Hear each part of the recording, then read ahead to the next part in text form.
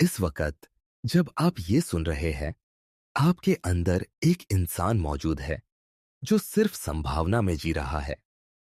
एक ऐसा वर्जन जो अपने वादे पूरे करता है। एक ऐसा इंसान जो बहानों से सौदेबाजी नहीं करता। एक ऐसा आप जिसने खुद को मायने रखने की इजाजत मांगना बंद कर दिया है।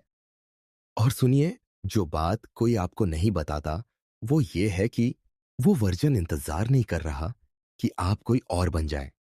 वो बस इंतजार कर रहा है कि आप खुद को इतनी गंभीरता से लें कि शुरुआत हो सके। मैं आपसे कुछ पूछता हूं और मैं चाहता हूं कि आप इस सवाल को सिर्फ सोचें नहीं, महसूस करें। इस हफ्ते आपने कितनी बार खुद से किया हुआ वादा तोड़ा है? छोटे छोटे वादे, वो वादे जो किसी और को पता भी नहीं।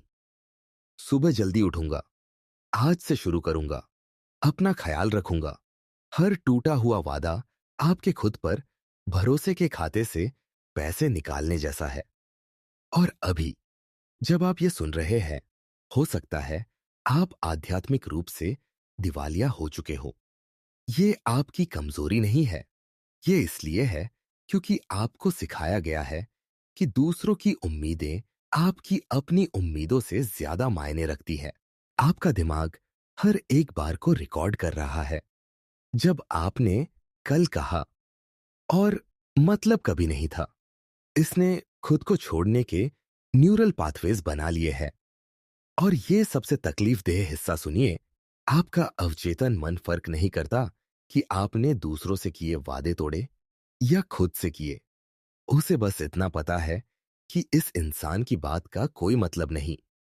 और ये विश्वास, बस ये एक विश्वास, वो अदृश्य पिंजरा है जो आपको हर हर उस चीज से दूर रख रहा है जो आप चाहते हैं। अगले 1 से 2 घंटों में हम सिर्फ सफलता के बारे में बात नहीं करने वाले, हम मनोवैज्ञानिक सर्जरी करने वाले हैं। हम उस सटीक पल को पहचानने वाले हैं जब आपने खुद को गंभीरता से लेना बंद कर दिया था।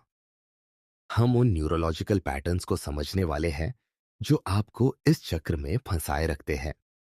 और सबसे अहम बात, हम नए न्यूरल पाथवेज इंस्टॉल करने वाले हैं। मोटिवेशन से नहीं, बल्कि ये समझकर कि आपका दिमाग आपके खिलाफ कैसे काम कर रहा था और इसे अपने पक्ष में कैसे करना है। इस यात्रा के अंत तक आप समझ जाएंगे कि आपका दिमाग आपके अपने वादों को कैसे तोड़ता है और इसे कैसे रोकना है।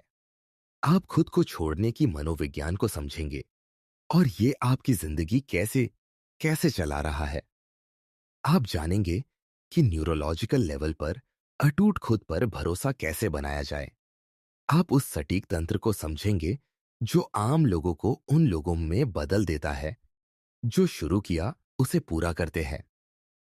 और आप जानेंगे कि अनुशासन इच्छा शक्ति के बारे में नहीं है, ये पहचान की वास्तुकला के बारे में है। ये कोई वीडियो नहीं है जिसे आप बस देखते रहें। ये एक रिप्रोग्रामिंग सेशन है। मैं आपको आमंत्रित करता हूं कि एक शांत जगह ढूंढें, कोई विचलन नहीं, बस आप और ये संदेश, क्योंकि हम जो करने वाले हैं उसके लिए आपकी पूरी उपस्थिति चाहिए। हम आपको गंभीरता से लेने वाले हैं, भले ही आपने खुद को नहीं लिया हो। और हाँ, अगर आप शैडो माइंड के साथ पहली बार हैं, तो चैनल को सब्सक्राइब जरूर करें।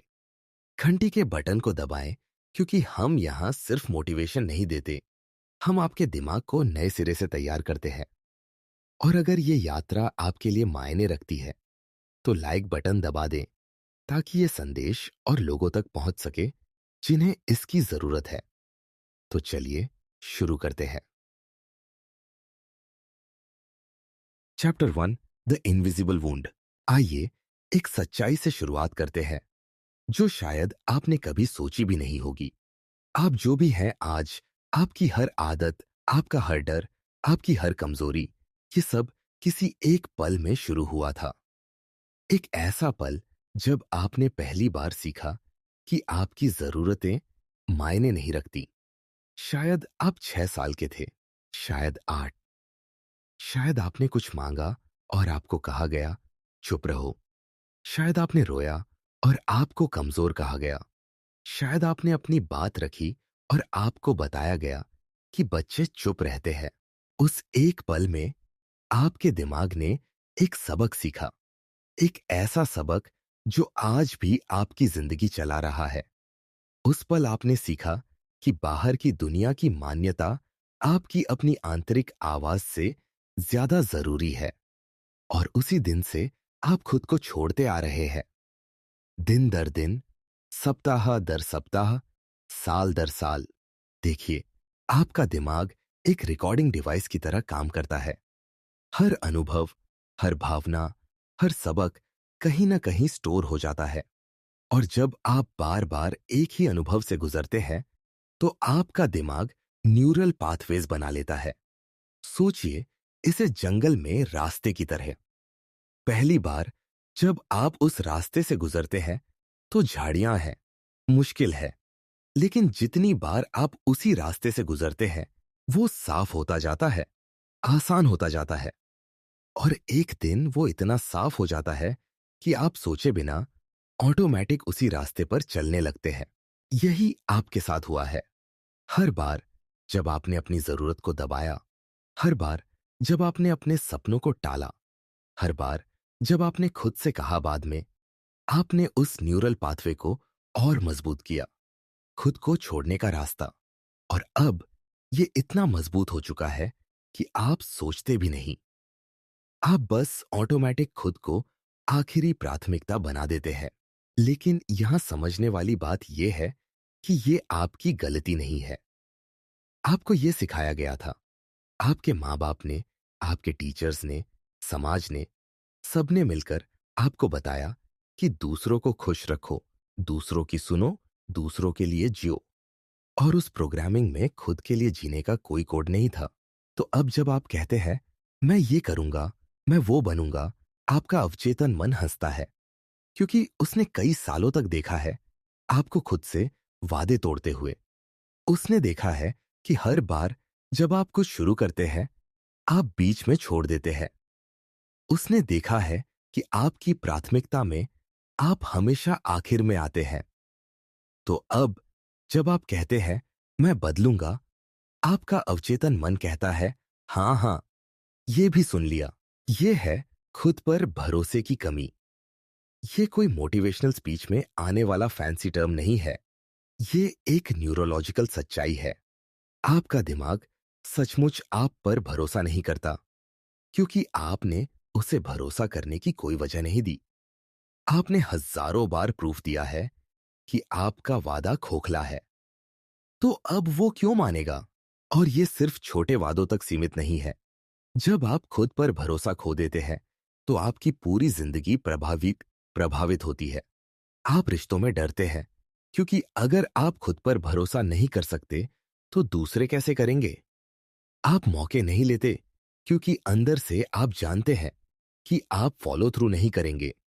आप बड़े सपने नहीं देखते, क्योंकि आपको पता है आप उन्हें पूरा नहीं कर पाएंगे। ये वो अदृश्य जख्म है जिसके बारे में कोई बात नहीं करता। बचपन का ट्रॉमा, बचपन की कंडीशनिंग, जिसने आपको सिखाया कि तुम मायने नहीं रखते। और उस एक सबक ने आपकी पूरी जिंदगी की दिशा बदल दी। Chapter 2, the architecture of neglect. अब आइए गहराई में जाते हैं और देखते हैं कि ये पैटर्न आपकी जिंदगी में कैसे काम करता है।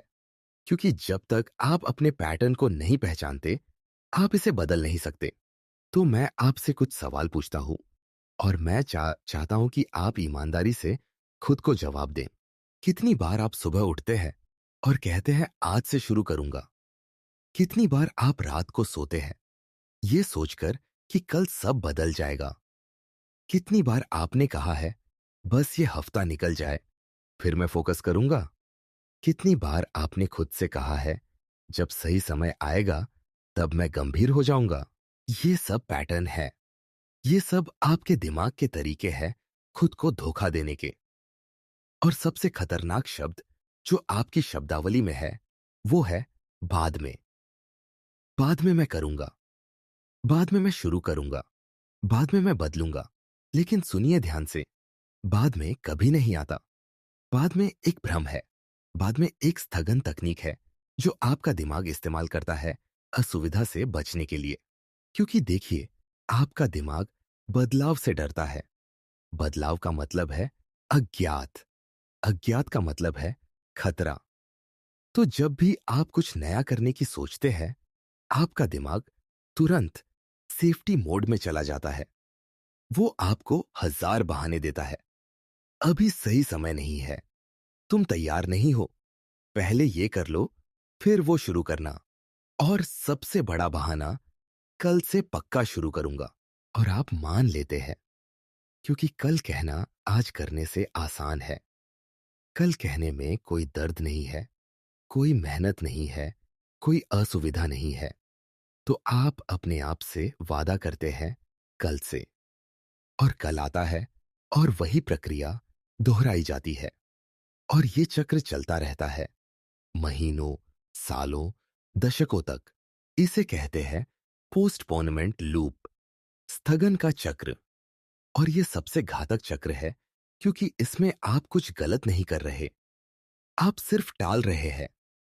और टालना गलत करने जितना बुरा नहीं लगता, लेकिन सच ये है कि टालना और भी बुरा है। क्योंकि जब आप गलत करते हैं तो कम से कम आप सीखते हैं, लेकिन जब आप टालते हैं तो आप सिर्फ समय गंवाते हैं। और फिर आता है कॉग्निटिव डिसोनेंस, मानसिक असंगति। ये वो स्थिति है जब आप जानते हैं क्या करना चाहिए, लेकिन आप नहीं करते। जब आपका ज्ञान और आपका व्यवहार मेल नहीं खाते। और ये स्थिति बहुत तकलीफदेह होती है। ये आपके अंदर एक तनाव पैदा करती है।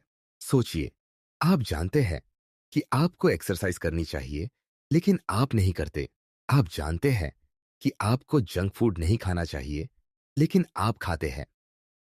आप जानते हैं कि आपको अपने काम पर फोकस करना चाहिए, लेकिन आप सोशल मीडिया स्क्रॉल करते रहते हैं। हर बार जब ऐसा होता है, आपके अंदर एक छोटी सी आवाज कहती है, तुम जानते हो ये गलत है। और वो आवाज दर्द देती है। तो आप क्या करते हैं? आप अपने आप को जस्टिफाई करते हैं। आप बहाने बनाते हैं। आज बहुत थका हुआ हूं, कल पक्का करूंगा। सबको थोड़ा ब्रेक तो चाहिए, बाकी लोग भी तो ऐसे ही हैं। और इन बहानों से आप उस दर्द को थोड़ी देर के लिए शांत कर लेते हैं। लेकिन वो दर्द गायब नहीं होता, वो अंदर ही अंदर जमा होता रहता है। और धीरे धीरे, साल दर साल, वो दर्द इतना बढ़ जाता है कि आप खुद से नफरत करने लगते हैं। आप खुद को देखते हैं और सोचते हैं, मैं क्यों ऐसा हूं? मैं क्यों नहीं बदल पाता? मैं क्यों इतना कमजोर हूं? और ये आत्मघृणा आपको और भी नीचे खींच लेती है। ये है उपेक्षा की वास्तुकला। एक पत्थर के ऊपर दूसरा पत्थर, एक टाले गए वादे के ऊपर दूसरा टाला गया वादा। और धीरे धीरे आप एक ऐसी इमारत बना लेते हैं जिसमें आप खुद कैद हो जाते हैं। एक ऐसी इमारत जिसमें कोई खिड़की नहीं, कोई दरवाजा नहीं, सिर्फ अंधेरा है। और आप सोचते हैं, ये मेरी किस्मत है। लेकिन नहीं, ये आपकी किस्मत नहीं है, ये आपका पैटर्न है। और पैटर्न बदले जा सकते हैं। Chapter 3, the neuroscience of empty promise. अब आइए विज्ञान की भाषा में समझते हैं कि आपके दिमाग में क्या हो रहा है। क्योंकि जब आप तंत्र को समझते हैं तो आप उसे बदल सकते हैं। आपके दिमाग में मिरर न्यूरॉन्स होते हैं। ये वो कोशिकाएं हैं जो तब सक्रिय होती है जब आप कोई काम करते हैं या किसी और को वही काम करते देखते हैं। इन्हीं के कारण आप दूसरों से सीखते हैं। इन्हीं के कारण आप में सहानुभूति होती है। लेकिन यहां दिलचस्प बात यह है कि ये मिरर न्यूरॉन्स आपको खुद को देखते हुए भी सक्रिय होते हैं। मतलब, जब आप खुद से वादा करते हैं और तोड़ते हैं, आपका दिमाग इसे रिकॉर्ड करता है। वो देखता है कि ये इंसान अपना वादा नहीं रखता। और जितनी बार ये होता है, उतना ही मजबूत ये पैटर्न बनता जाता है। सोचिए इसे इस तरह, जब आप किसी दोस्त को बार बार अपना वादा तोड़ते देखते हैं, तो आप क्या सोचते हैं? आप सोचते हैं, इस पर भरोसा नहीं किया जा सकता। और फिर एक समय के बाद आप उसकी बातों को गंभीरता से नहीं लेते। ठीक यही आपका दिमाग आपके साथ करता है। वो आपको देखता है कि आप बार-बार वादे तोड़ रहे हैं और फिर एक समय के बाद वो आपकी बातों को गंभीरता से नहीं लेता। फिर आता है डोपामाइन का खेल। डोपामाइन वो केमिकल है जो आपको अच्छा महसूस कराता है। और दिलचस्प बात यह है कि डोपामाइन तब भी रिलीज होता है जब आप सिर्फ किसी काम की प्लानिंग करते हैं। आपने कभी नोटिस किया है कि जब आप नए साल पर रेजोल्यूशन लिखते हैं तो कैसा महसूस होता है? बहुत अच्छा ना? एक उत्साह, एक उम्मीद, एक एनर्जी, वो डोपामाइन है।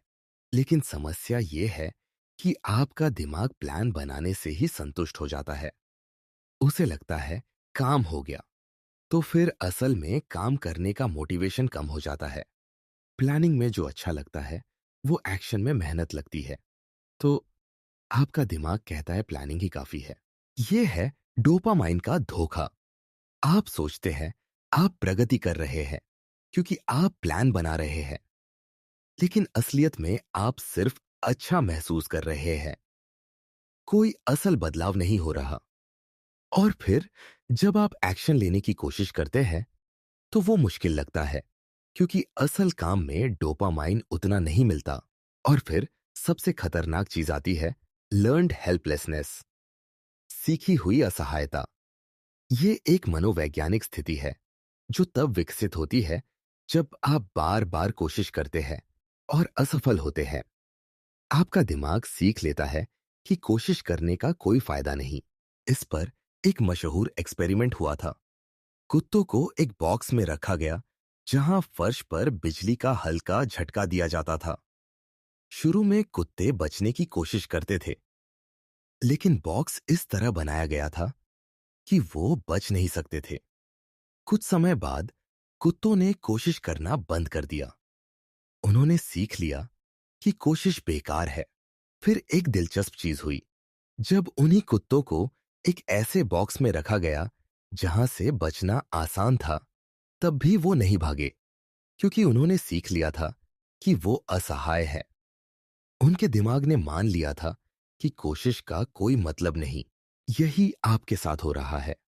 हर बार जब आप वादा करते हैं और तोड़ते हैं, आपका दिमाग सीखता है कि आप फॉलो थ्रू नहीं कर सकते। और फिर एक समय के बाद जब मौका सामने होता है, आप कोशिश भी नहीं करते क्योंकि आपका दिमाग पहले से मान चुका है कि आप नहीं कर सकते। ये न्यूरोलॉजिकल जेल है, दिमाग की कोठरी, और इसी में आप फंसे हैं। लेकिन अच्छी खबर यह है कि दिमाग बदला जा सकता है। न्यूरोप्लास्टिसिटी के कारण आप नए न्यूरल पाथवेज बना सकते हैं। आप पुराने पैटर्न तोड़ सकते हैं और नए बना सकते हैं। लेकिन उसके लिए आपको समझना होगा कि शुरुआत कहां से करनी है। और वो शुरुआत है एक फैसले से, एक ऐसे फैसले से जो सब कुछ बदल दे। Chapter 4, the neurological shift of seriousness. अब हम उस मोड़ पर आ गए हैं जहां असली बदलाव शुरू होता है। और मैं चाहता हूं कि आप बहुत ध्यान से सुने, क्योंकि जो मैं अभी कहने वाला हूं वो आपकी जिंदगी की दिशा बदल सकता है। देखिए, ज्यादातर लोग सोचते हैं कि बदलाव एक प्रक्रिया है। वो सोचते हैं कि धीरे धीरे, कदम दर कदम चीजें बदलेंगी। लेकिन सच ये है कि असली बदलाव एक पल में होता है, एक फैसले में। जब आप सचमुच तय कर लेते हैं। फैसले और लक्ष्य में फर्क समझिए। लक्ष्य कहता है मैं ये बनना चाहता हूं। फैसला कहता है मैं ये हूं। लक्ष्य भविष्य के बारे में है, फैसला वर्तमान के बारे में है। जब आप कहते हैं मैं फिट होना चाहता हूं, ये एक लक्ष्य है। जब आप कहते हैं मैं एक फिट इंसान हूं, ये एक फैसला है। और इस छोटे से अंतर में ही पूरी दुनिया का फर्क है। क्योंकि देखिए, आपका दिमाग आपकी पहचान के हिसाब से काम करता है। अगर आप खुद को एक ऐसे इंसान के रूप में देखते हैं जो फिट होना चाहता है, तो आपका दिमाग समझता है अभी तुम फिट नहीं हो। और जब तुम फिट नहीं हो, तो तुम वो काम करोगे जो फिट लोग नहीं करते। तुम जंक फूड खाओगे, तुम एक्सरसाइज स्किप करोगे, तुम बहाने बनाओगे, क्योंकि ये तुम्हारी पहचान से मेल खाता है। लेकिन जब आप खुद को एक फिट इंसान के रूप में देखते हैं, तो सब कुछ बदल जाता है। अब जब आपके सामने जंक फूड आता है, आपका दिमाग कहता है फिट लोग ये नहीं खाते। जब सुबह उठना मुश्किल लगता है, आपका दिमाग कहता है फिट लोग उठते हैं। आपकी पहचान आपके व्यवहार को गाइड करती है। इसे कहते हैं आइडेंटिटी लेवल चेंज, पहचान के स्तर पर बदलाव। और ये सबसे गहरा बदलाव है, क्योंकि ये बाहर से अंदर नहीं है, ये अंदर से बाहर है। आप पहले नहीं बदलते और फिर अपनी पहचान बदलते। आप पहले अपनी पहचान बदलते हैं और फिर आपका व्यवहार अपने आप बदल जाता है। तो सवाल यह है, आप अपनी पहचान कैसे बदलते हैं? और जवाब है एक फैसले से, एक साफ, स्पष्ट, अटल फैसले से। जब आप कहते हैं आज से मैं एक ऐसा इंसान हूं जो खुद को गंभीरता से लेता है।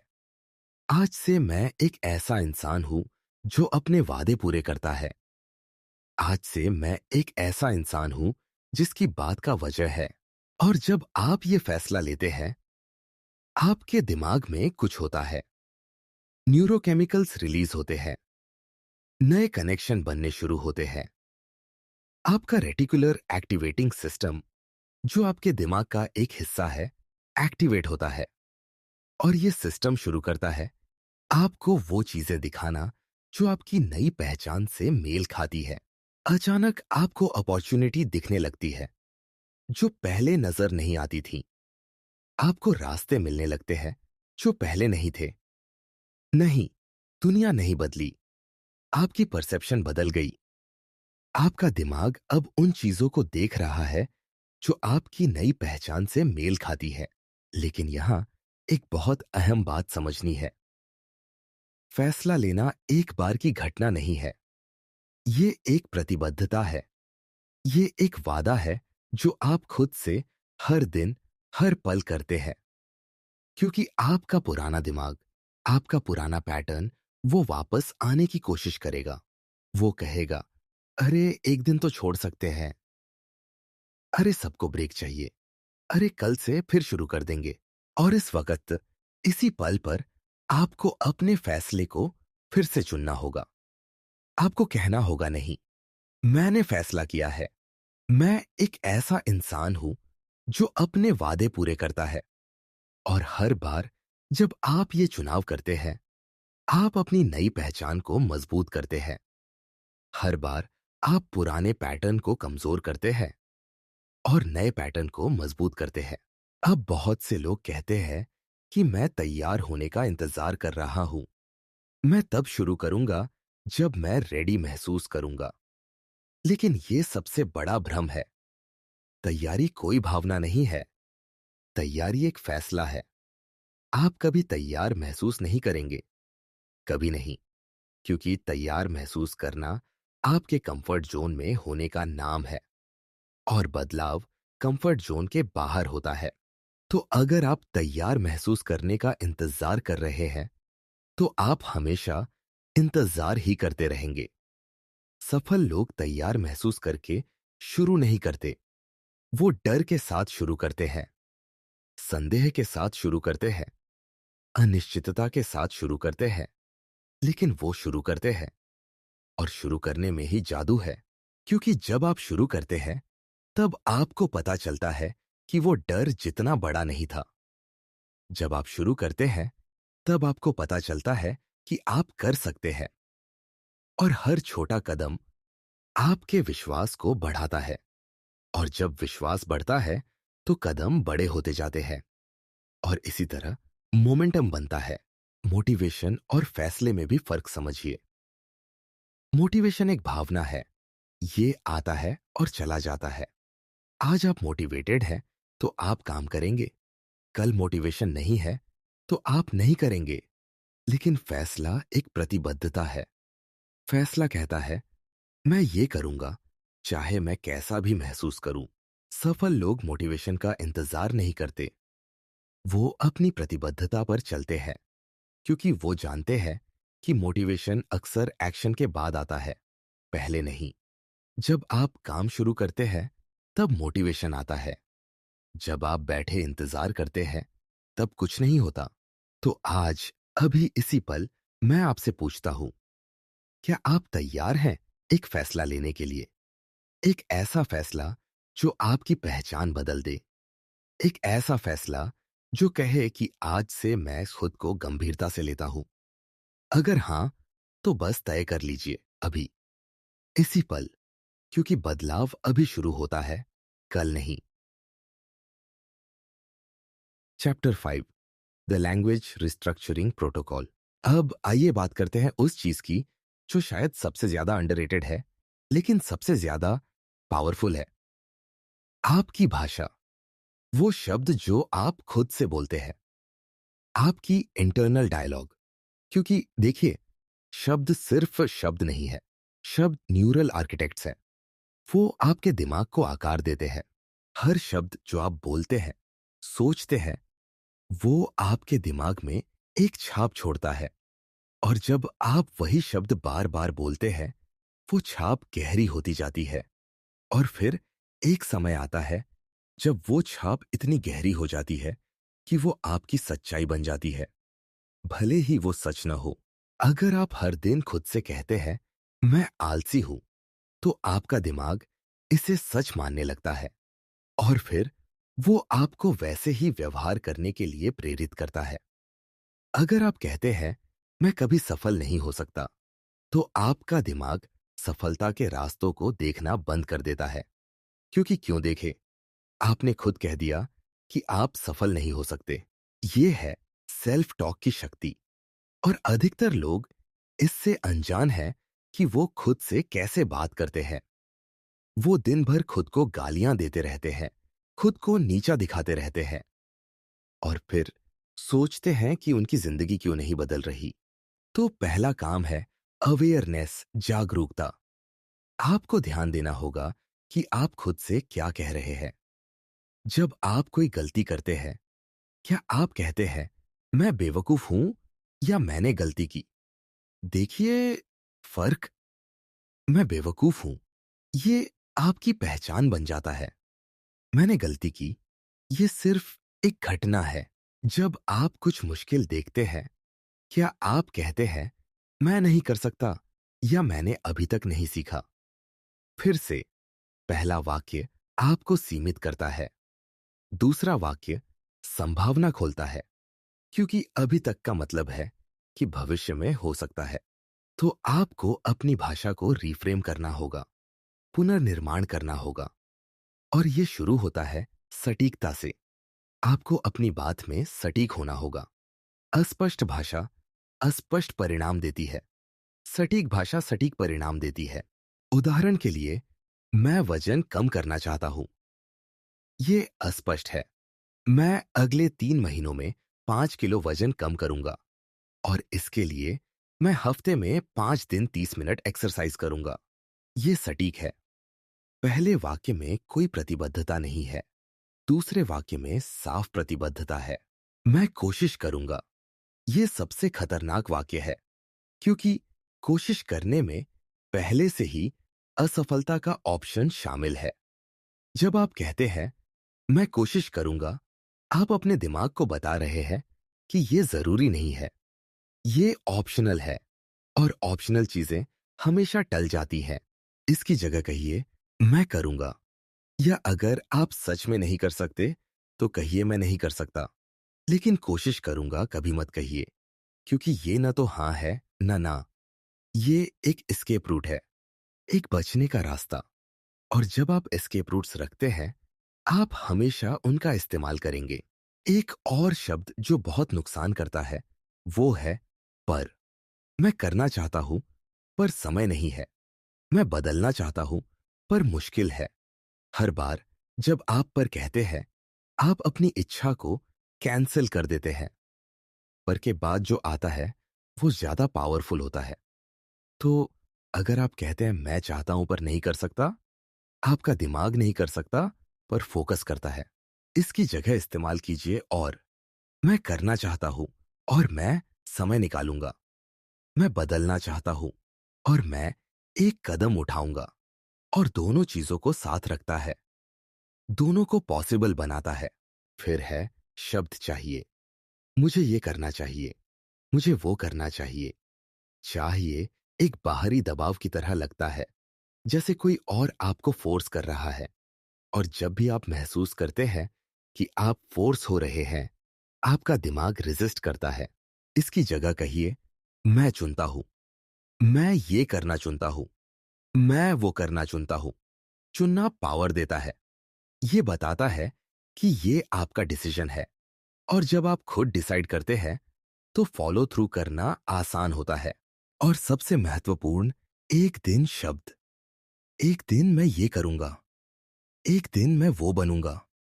एक दिन कभी नहीं आता, ये कल जैसा ही है। एक भ्रम, एक टालने का तरीका। इसकी जगह कहिए आज।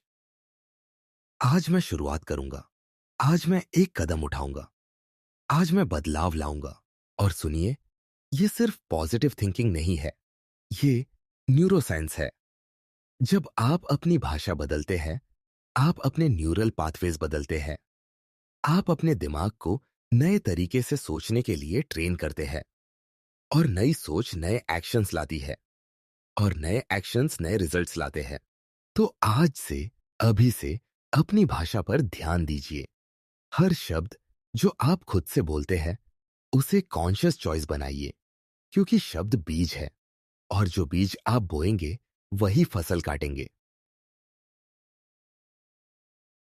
Chapter 6, the integrity foundation. अब हम आते हैं शायद सबसे क्रूशियल कॉन्सेप्ट पर, इंटीग्रिटी, ईमानदारी। लेकिन मैं जिस ईमानदारी की बात कर रहा हूं, वो सिर्फ झूठ न बोलने के बारे में नहीं है। ये उससे कहीं ज्यादा गहरी है। इंटीग्रिटी का मतलब है होलनेस, पूर्णता। जब आपके विचार, आपके शब्द और आपके एक्शंस अलाइन होते हैं, तब आपके पास इंटेग्रिटी होती है। सोचिए इसे इस तरह, आप एक इमारत बना रहे हैं, आपकी जिंदगी की इमारत। और इस इमारत की नींव है सेल्फ ट्रस्ट, खुद पर भरोसा।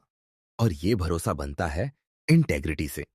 हर बार जब आप वो करते हैं जो आपने कहा था, आप इस नींव में एक ईंट जोड़ते हैं। हर बार जब आप नहीं करते, आप एक ईंट निकाल देते हैं। और अगर आप लगातार ईंटें निकालते रहें, तो नींव कमजोर होती जाती है। और एक कमजोर नींव पर आप कितनी ऊंची इमारत बना सकते हैं? ज्यादा ऊंची नहीं, क्योंकि थोड़ा सा भी दबाव आए, सब कुछ गिर जाएगा। लेकिन जब आप लगातार ईंटें जोड़ते रहते हैं, जब आप लगातार अपने वादे पूरे करते हैं, तो नींव मजबूत होती जाती है। और एक मजबूत नींव पर आप जितनी ऊंची चाहे इमारत बना सकते हैं। आप बड़े सपने देख सकते हैं, बड़े रिस्क ले सकते हैं, क्योंकि आपको पता है कि आपकी नींव मजबूत है। यह है सेल्फ ट्रस्ट की करेंसी, मुद्रा। और किसी भी करेंसी की तरह इसे अर्न करना पड़ता है। कोई आपको यह दे नहीं सकता, आप इसे खरीद नहीं सकते। आप इसे सिर्फ अर्न कर सकते हैं। और आप इसे अर्न करते हैं छोटे छोटे वादे पूरे करके। यहां स्मॉल प्रोमिसेस प्रिंसिपल आता है, छोटे वादों का सिद्धांत। देखिए, ज्यादातर लोग बड़ी गलती करते हैं। वो बहुत बड़े बड़े वादे करते हैं। मैं हर दिन 2 घंटे एक्सरसाइज करूंगा, मैं पूरी जिंदगी बदल दूंगा, मैं कभी नहीं हारूंगा। और फिर जब वो इन बड़े वादों को पूरा नहीं कर पाते, तो वो हार मान लेते हैं। लेकिन सफल लोग छोटे से शुरू करते हैं, बहुत छोटे से, इतने छोटे से कि असफल होना लगभग असंभव हो। मैं हर दिन 5 मिनट एक्सरसाइज करूंगा, मैं हर दिन एक पेज पढ़ूंगा, मैं हर दिन एक स्वस्थ मील खाऊंगा। ये वादे इतने छोटे हैं कि कोई बहाना नहीं चलता। और जब आप ये छोटे वादे पूरे करते हैं, कुछ जादुई होता है। आपका दिमाग नोटिस करता है। वो देखता है कि अरे, इस इंसान ने जो कहा वो किया, और वो आपको थोड़ा ज्यादा सीरियसली लेने लगता है। और अगली बार जब आप कुछ कहते हैं, वो थोड़ा ज्यादा बिलीव करता है। और धीरे धीरे छोटे वादों से आप बड़े वादे पूरे करने की कैपेसिटी डेवलप करते हैं। ये कॉम्पाउंड इंटरेस्ट की तरह है। शुरुआत में ग्रोथ स्लो लगता है, लेकिन टाइम के साथ वो एक्सपोनेंशियल हो जाता है, क्योंकि हर केप्ट प्रॉमिस अगले प्रॉमिस को इजियर बनाता है। ये न्यूरोप्लास्टिसिटी इन एक्शन है। आपका दिमाग लिटरली रिवायर हो रहा है। हर बार जब आप वादा पूरा करते हैं, वो न्यूरल पाथवे मजबूत होता है, और जितना मजबूत पाथवे, उतना आसान अगली बार उस पाथ पर चलना। और एक समय आता है जब वादे पूरे करना आपकी डिफॉल्ट स्टेट बन जाती है। आपको सोचना नहीं पड़ता, आपको फोर्स नहीं करना पड़ता, आप बस करते हैं, क्योंकि ये अब आप कौन है। Chapter 7, the psychology of prioritisation. अब हम बात करते हैं एक ऐसी चीज की जो लोग मुंह से तो बहुत कहते हैं, लेकिन समझते कम है। समय। लोग कहते हैं समय पैसा है, लेकिन सच तो यह है कि समय पैसे से कहीं ज्यादा वैल्यूएबल है, क्योंकि पैसा आप फिर से कमा सकते हैं। समय एक बार गया तो गया। आपके पास जो 24 घंटे हैं आज, वो कल फिर नहीं आएंगे, कभी नहीं। और यहां एक कठोर सच्चाई है। आपका कैलेंडर आपकी सच्चाई है। आपका स्केड्यूल ट्रूथ सीरम है।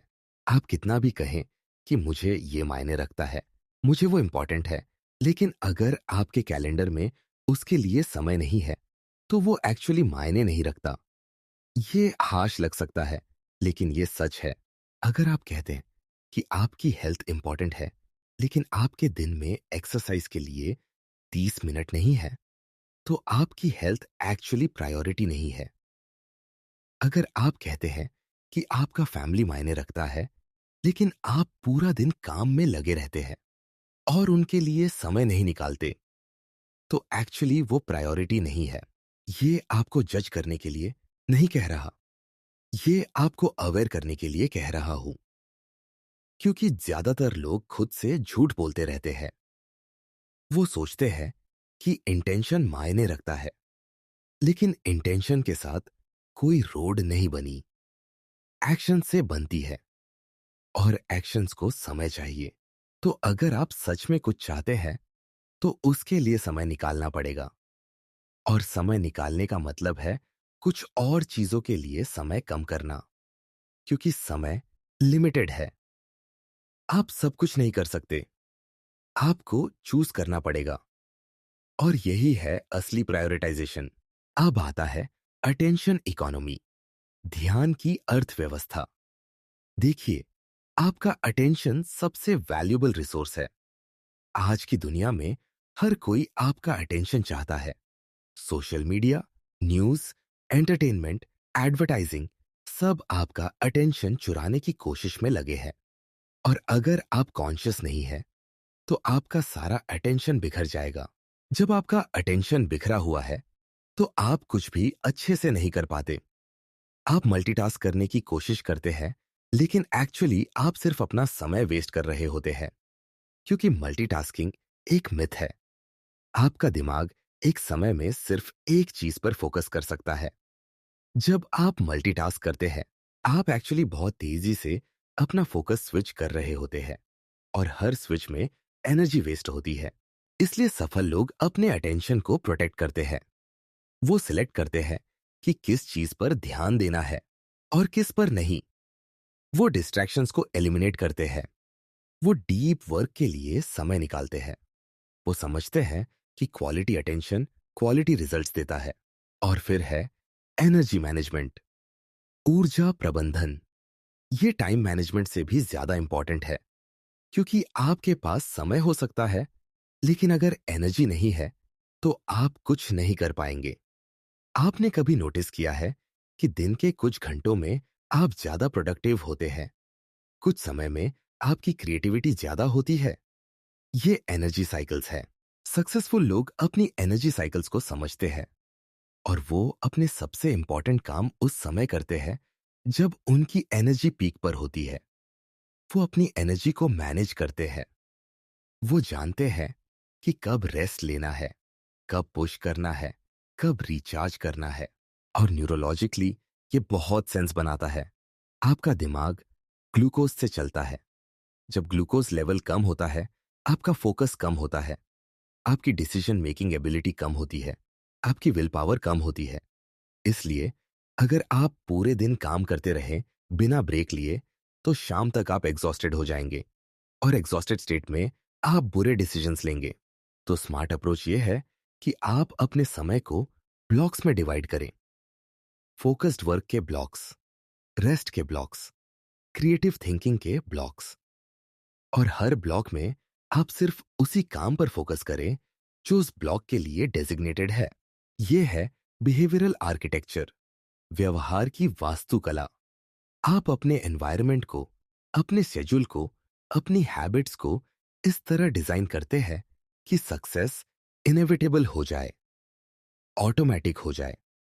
आपको हर दिन विल पावर से लड़ना ना पड़े। सिस्टम ऑटोमेटिकली आपको सही डायरेक्शन में ले जाए। Chapter 8, the discomfort rewiring. अब हम बात करते हैं शायद सबसे अनकंफर्टेबल टॉपिक की, और वो है डिस्कम्फर्ट के साथ आपका रिलेशनशिप।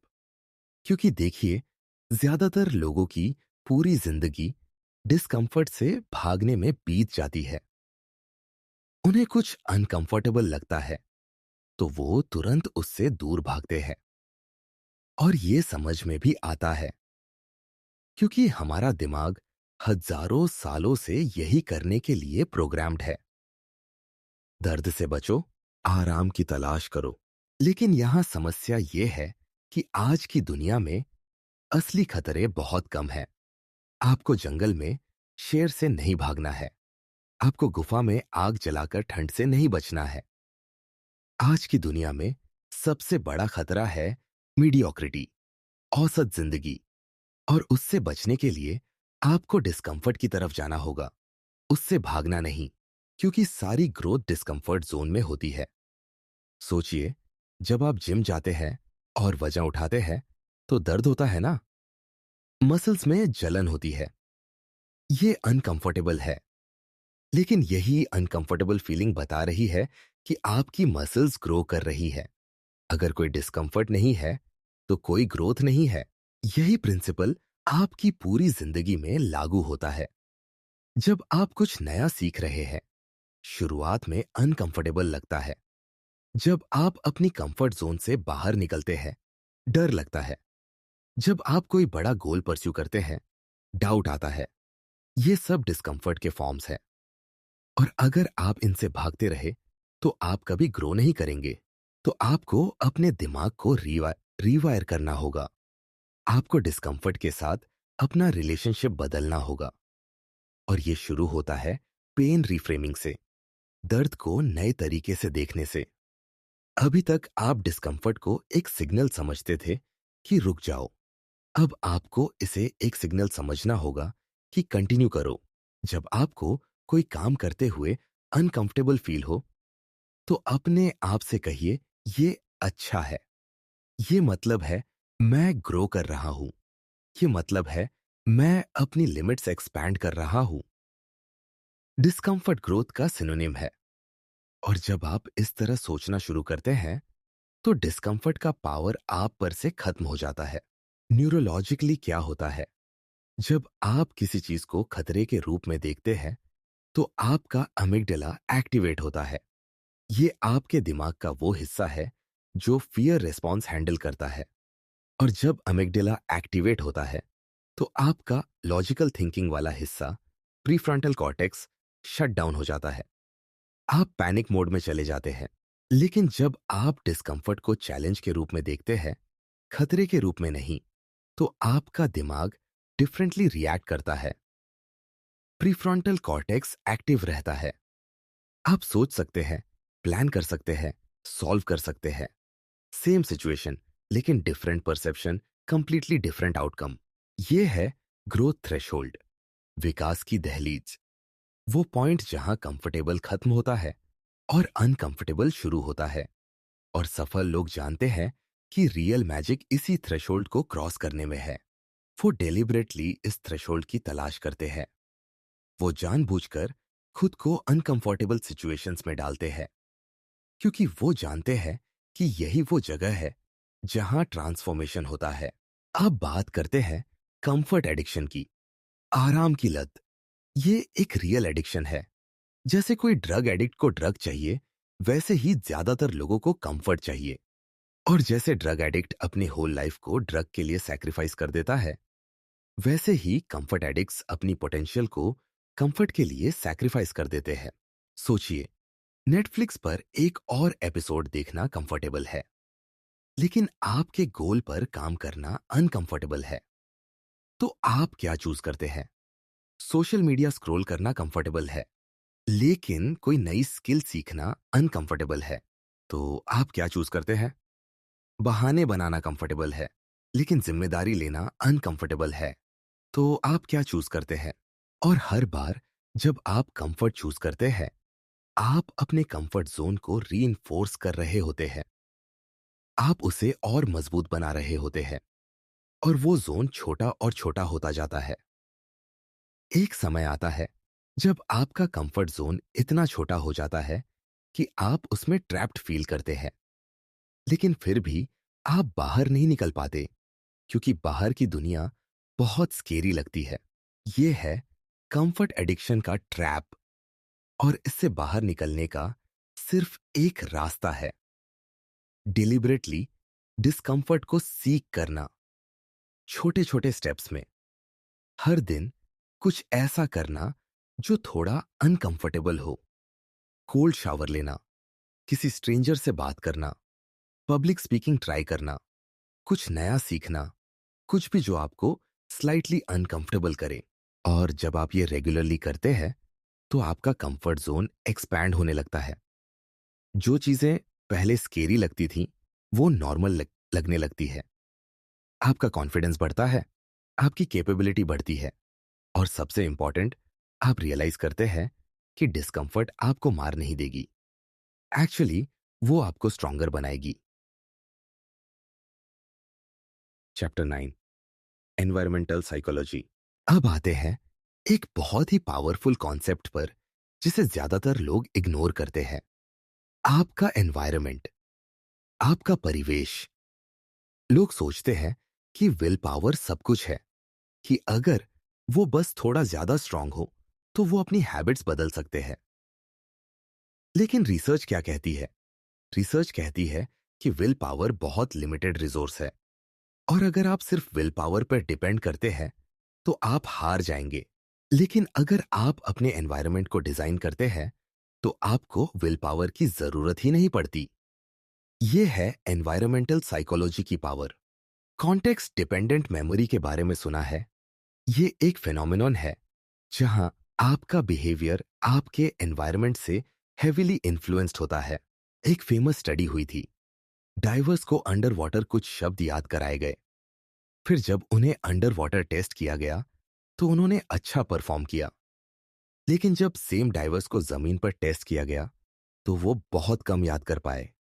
सेम लोग, सेम इंफॉर्मेशन, लेकिन डिफरेंट कॉन्टेक्स्ट, डिफरेंट रिजल्ट्स। यही आपकी हैबिट्स के साथ होता है।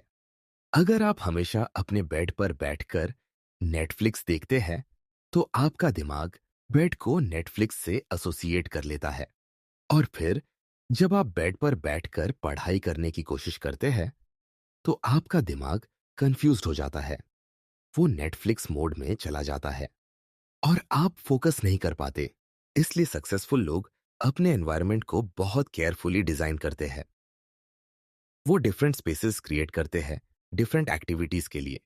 वर्क के लिए एक स्पेस, रेस्ट के लिए एक स्पेस, एक्सरसाइज के लिए एक स्पेस।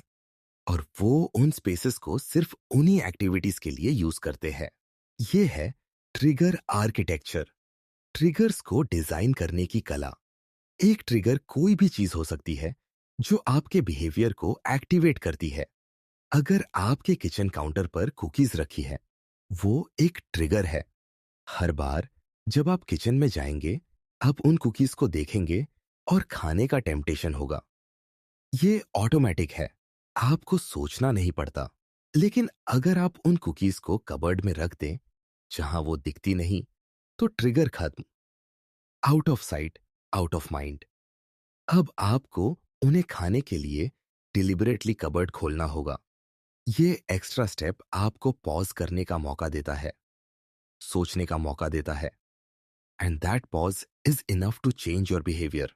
सेम वे, अगर आप चाहते हैं कि सुबह उठकर आप एक्सरसाइज करें, तो रात को अपने वर्कआउट क्लोथ्स बेड के पास रख दें, अपने शूज तैयार रख दें, वाटर बॉटल भर के रख दें।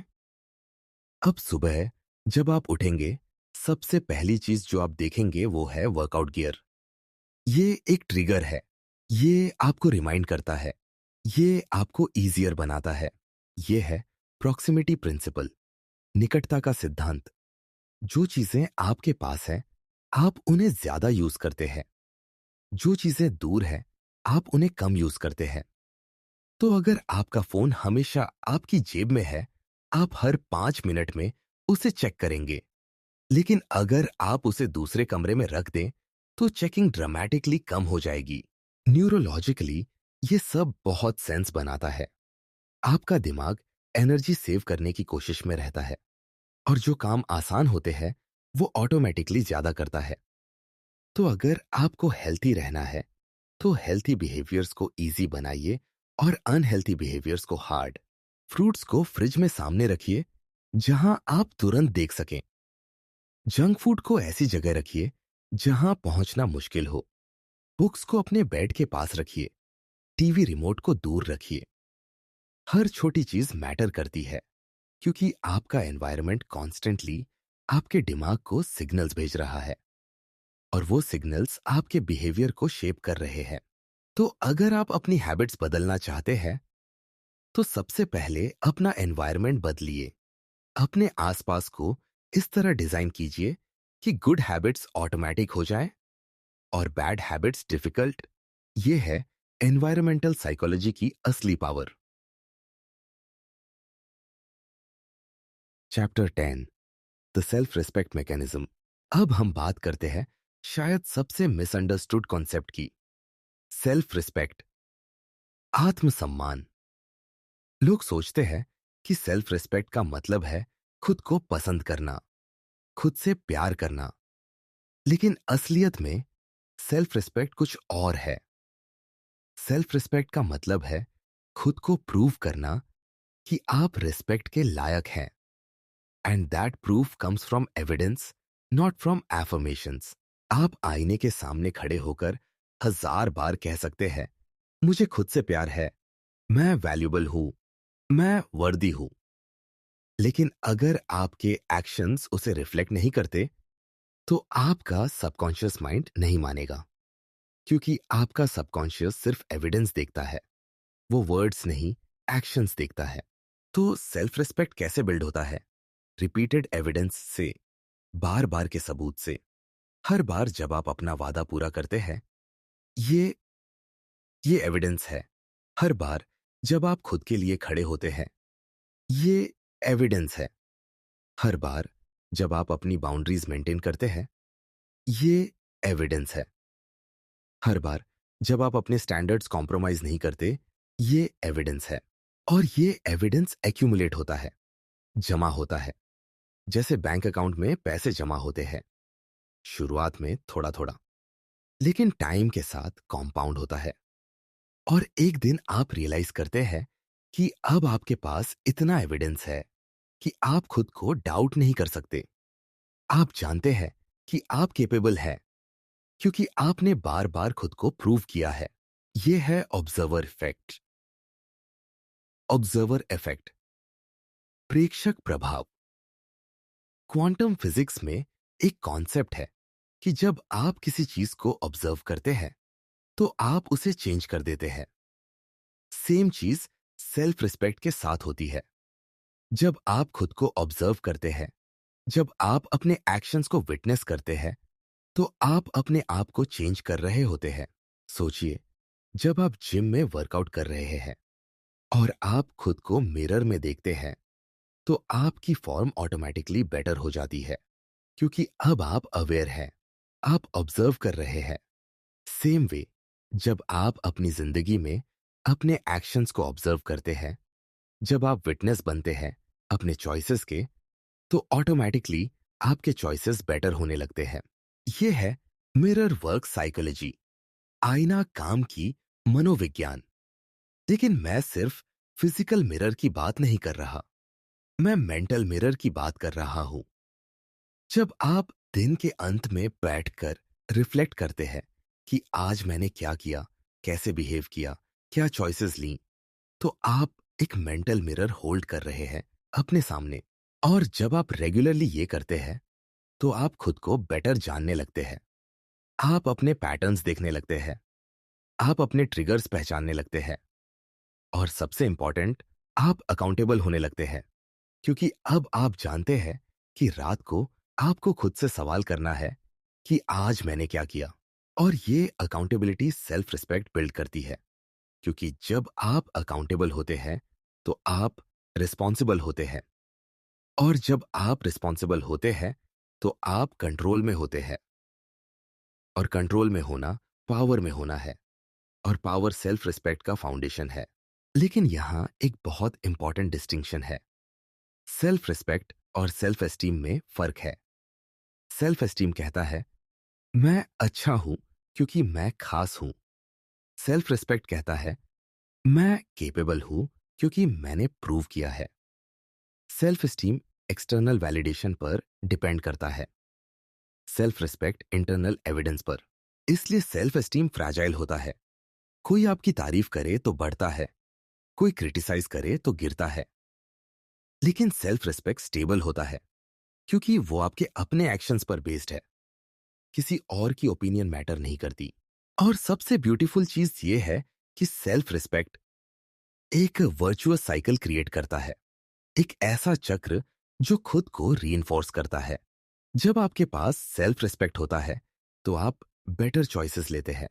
जब आप बेटर चॉइसेस लेते हैं, तो आपको बेटर रिजल्ट्स मिलते हैं। जब बेटर रिजल्ट्स मिलते हैं, तो आपका सेल्फ रिस्पेक्ट और बढ़ता है, और साइकिल कंटिन्यू होता है। तो आज से, अभी से छोटे छोटे एक्शंस लीजिए जो सेल्फ रिस्पेक्ट बिल्ड करें। अपने आप से किए गए वादे पूरे कीजिए, अपनी बाउंड्रीज मेंटेन कीजिए, अपने स्टैंडर्ड्स कॉम्प्रोमाइज मत कीजिए। हर छोटा एक्शन एक वोट है, एक वोट उस इंसान के लिए जो आप बनना चाहते हैं। और इनफ वोट्स के बाद इलेक्शन जीत जाता है, आप वो इंसान बन जाते हैं। Chapter 11, standards and identity. अब हम बात करते हैं उस इनविजिबल सीलिंग की जो आपकी जिंदगी को कंट्रोल कर रही है। आपके स्टैंडर्ड्स, आपके मानक। देखिए, हर इंसान के अंदर एक इंटरनल स्टैंडर्ड होता है, एक बेंचमार्क, कि ये एक्सेप्टेबल है, और ये नहीं, कि मैं ये कर सकता हूं, और ये नहीं, कि मेरी जिंदगी ऐसी होनी चाहिए। और यही स्टैंडर्ड आपकी सीलिंग बन जाता है। सोचिए इसे एक थर्मोस्टेट की तरह। आपके घर में थर्मोस्टेट सेट होता है एक सर्टेन टेम्परेचर पर, मान लीजिए 22 डिग्री। अब अगर टेम्परेचर गिरकर 18 डिग्री हो जाए, तो हीटर ऑटोमेटिकली ऑन हो जाता है और टेम्परेचर वापस 22 पर ले आता है। और अगर टेम्परेचर बढ़कर 25 हो जाए, तो एसी ऑन होता है और टेम्परेचर वापस 22 पर ले आता है। एग्जैक्टली यही आपके स्टैंडर्ड्स के साथ होता है। आपके अंदर एक सेट पॉइंट है, फाइनेंशियली, इमोशनली, फिजिकली, प्रोफेशनली, हर एरिया में। और जब भी आप उस सेट पॉइंट से ऊपर जाने की कोशिश करते हैं, तो आपका दिमाग आपको वापस पुल करता है, क्योंकि वो कंफर्टेबल नहीं है उस लेवल पर। उदाहरण के लिए, मान लीजिए आपका फाइनेंशियल सेट पॉइंट है कि आप महीने में 30,000 रुपए कमाते हैं, और सडनली आपको एक अपॉर्चुनिटी मिलती है जहां आप 25,000 कमा सकते हैं। कॉन्शियसली आप चाहेंगे कि हाँ, मैं ये करूं, लेकिन सबकॉन्शियसली आपका दिमाग अनकंफर्टेबल होगा, क्योंकि 50,000 आपके सेट पॉइंट से बाहर है। और फिर क्या होगा? आपका दिमाग सैबोटाज करना शुरू कर देगा। वो बहाने ढूंढेगा, वो प्रॉब्लम्स क्रिएट करेगा, वो आपको प्रोक्रेस्टिनेट करवाएगा, क्योंकि अनकॉन्शियसली वो आपको वापस लाना चाहता है उस लेवल पर जो फेमिलियर है, जो कंफर्टेबल है। ये है साइकोलॉजिकल लिमिटेशन सिस्टम, मनोवैज्ञानिक सीमा प्रणाली। और ये बहुत पावरफुल है। लॉटरी विनर्स के साथ अक्सर यही होता है। वो सडनली करोड़ों रुपए जीत जाते हैं, लेकिन कुछ सालों में अधिकतर वापस वहीं पहुंच जाते हैं जहां से शुरू किए थे, क्योंकि उनका इंटरनल स्टैंडर्ड नहीं बदला। बाहर से पैसा आ गया, लेकिन अंदर से वो वही थे। तो सवाल ये है, आप अपना स्टैंडर्ड कैसे बढ़ाते हैं? और जवाब है प्रूफ के थ्रू, सबूत के जरिए। आप अपने दिमाग को प्रूव करते हैं कि आप हायर लेवल हैंडल कर सकते हैं। और ये होता है ग्रेजुअली, धीरे धीरे, स्टेप बाय स्टेप। मान लीजिए अभी आपका स्टैंडर्ड है कि आप दिन में 2 घंटे प्रोडक्टिव वर्क करते हैं। अब अगर आप सडनली कहें कि मैं 8 घंटे प्रोडक्टिव वर्क करूंगा, तो आपका दिमाग नहीं मानेगा, वो ओवरवेल्म्ड हो जाएगा। लेकिन अगर आप कहें कि मैं 2.5 घंटे करूंगा, तो ये मैनेजेबल है, थोड़ा स्ट्रेच है, लेकिन पॉसिबल है। और जब आप कंसिस्टेंटली 2.5 घंटे करने लगते हैं, तो वो आपका नया स्टैंडर्ड बन जाता है। अब आपका सेट पॉइंट शिफ्ट हो गया। अब आप 3 घंटे की तरफ बढ़ सकते हैं, फिर 3.5, फिर 4। स्लोली स्लोली आप अपना स्टैंडर्ड ऊपर ले जा रहे हैं, बिना अपने सिस्टम को शॉक किए। ये है एक्सपेक्टेशन लैडर, अपेक्षा की सीढ़ी। आप एक सीढ़ी एक बार में चढ़ते हैं, और हर सीढ़ी पर आप थोड़ी देर रुकते हैं, स्टेबल होते हैं, उस लेवल को नॉर्मलाइज करते हैं, और फिर अगली सीढ़ी। ये प्रोसेस स्लो लग सकता है, लेकिन ये सस्टेनेबल है। ये लास्टिंग चेंज क्रिएट करता है। और यहां एक बहुत इंटरेस्टिंग चीज होती है। जैसे जैसे आपका स्टैंडर्ड बढ़ता है, वैसे वैसे आपकी आइडेंटिटी बदलती है, क्योंकि आप अपने आप को डिफरेंटली देखने लगते हैं। पहले आप सोचते थे, मैं एक ऐसा इंसान हूं जो 2 घंटे काम करता है। अब आप सोचते हैं, मैं एक ऐसा इंसान हूं जो 4 घंटे फोकस्ड वर्क करता है। सेम पर्सन, लेकिन डिफरेंट आइडेंटिटी। और ये आइडेंटिटी शिफ्ट बहुत पावरफुल है, क्योंकि जब आपकी आइडेंटिटी बदलती है, तो आपका बिहेवियर ऑटोमेटिकली अलाइन हो जाता है। आपको फोर्स नहीं करना पड़ता, ये नेचुरल होता है, क्योंकि अब ये आप कौन है। अब बात करते हैं क्वालिटी कॉन्शियसनेस की। गुणवत्ता चेतना, ये एक माइंडसेट है जहां आप मीडियोक्रिटी को टॉलरेट नहीं करते, जहां आप एक्सीलेंस की डिमांड करते हैं खुद से। लेकिन ध्यान दीजिए, ये परफेक्शन नहीं है। परफेक्शन टॉक्सिक होता है, क्वालिटी कॉन्शियसनेस हेल्थी होती है। परफेक्शन कहता है सब कुछ परफेक्ट होना चाहिए, नहीं तो मैं नहीं करूंगा। क्वालिटी कॉन्शियसनेस कहती है मैं अपना बेस्ट दूंगा और कंटिन्यूअसली इंप्रूव करूंगा। परफेक्शन पैरालिसिस क्रिएट करता है, क्वालिटी कॉन्शियसनेस प्रोग्रेस क्रिएट करती है। जब आप क्वालिटी कॉन्शियसनेस डेवलप करते हैं, तो आप अपने आप में एक शिफ्ट नोटिस करते हैं। अब आप हाफ हार्टेड एफर्ट से सेटिस्फाइड नहीं होते। अब आप स्लॉपीनेस एक्सेप्ट नहीं करते। अब आप एक्सक्यूजेस नहीं बनाते, क्योंकि आपका स्टैंडर्ड हायर है। और यही स्टैंडर्ड आपको दूसरों से अलग करता है। दो लोग सेम काम कर रहे हैं, लेकिन एक का स्टैंडर्ड हाई है, दूसरे का लो। हाई स्टैंडर्ड वाला हर डिटेल पर ध्यान देगा, हर एस्पेक्ट को पॉलिश करेगा, एक्सेलेंस की तलाश करेगा। लो स्टैंडर्ड वाला बस काम खत्म करना चाहेगा, मिनिमम रिक्वायरमेंट मीट करना चाहेगा। और लॉन्ग टर्म में ये small differences huge results create करते हैं, क्योंकि एक्सीलेंस कंपाउंड होता है। एक दिन की एक्सीलेंस कुछ खास नहीं, लेकिन 1000 दिन की एक्सीलेंस एक्स्ट्रॉर्डिनरी बना देती है। तो आज से अपने स्टैंडर्ड्स एग्जामिन कीजिए, हर एरिया में, हेल्थ में, वर्क में, रिलेशनशिप्स में, लर्निंग में। और खुद से पूछिए, क्या ये स्टैंडर्ड्स वो रिफ्लेक्ट करते हैं जो मैं बनना चाहता हूं? अगर नहीं, तो थोड़ा सा हायर सेट कीजिए, बहुत ज्यादा नहीं, बस थोड़ा सा। और फिर उस स्टैंडर्ड को कंसिस्टेंटली मीट कीजिए। टाइम के साथ वो आपकी नई नॉर्मल बन जाएगा, और आप रियलाइज करेंगे कि आप एक अलग लेवल पर ऑपरेट कर रहे हैं।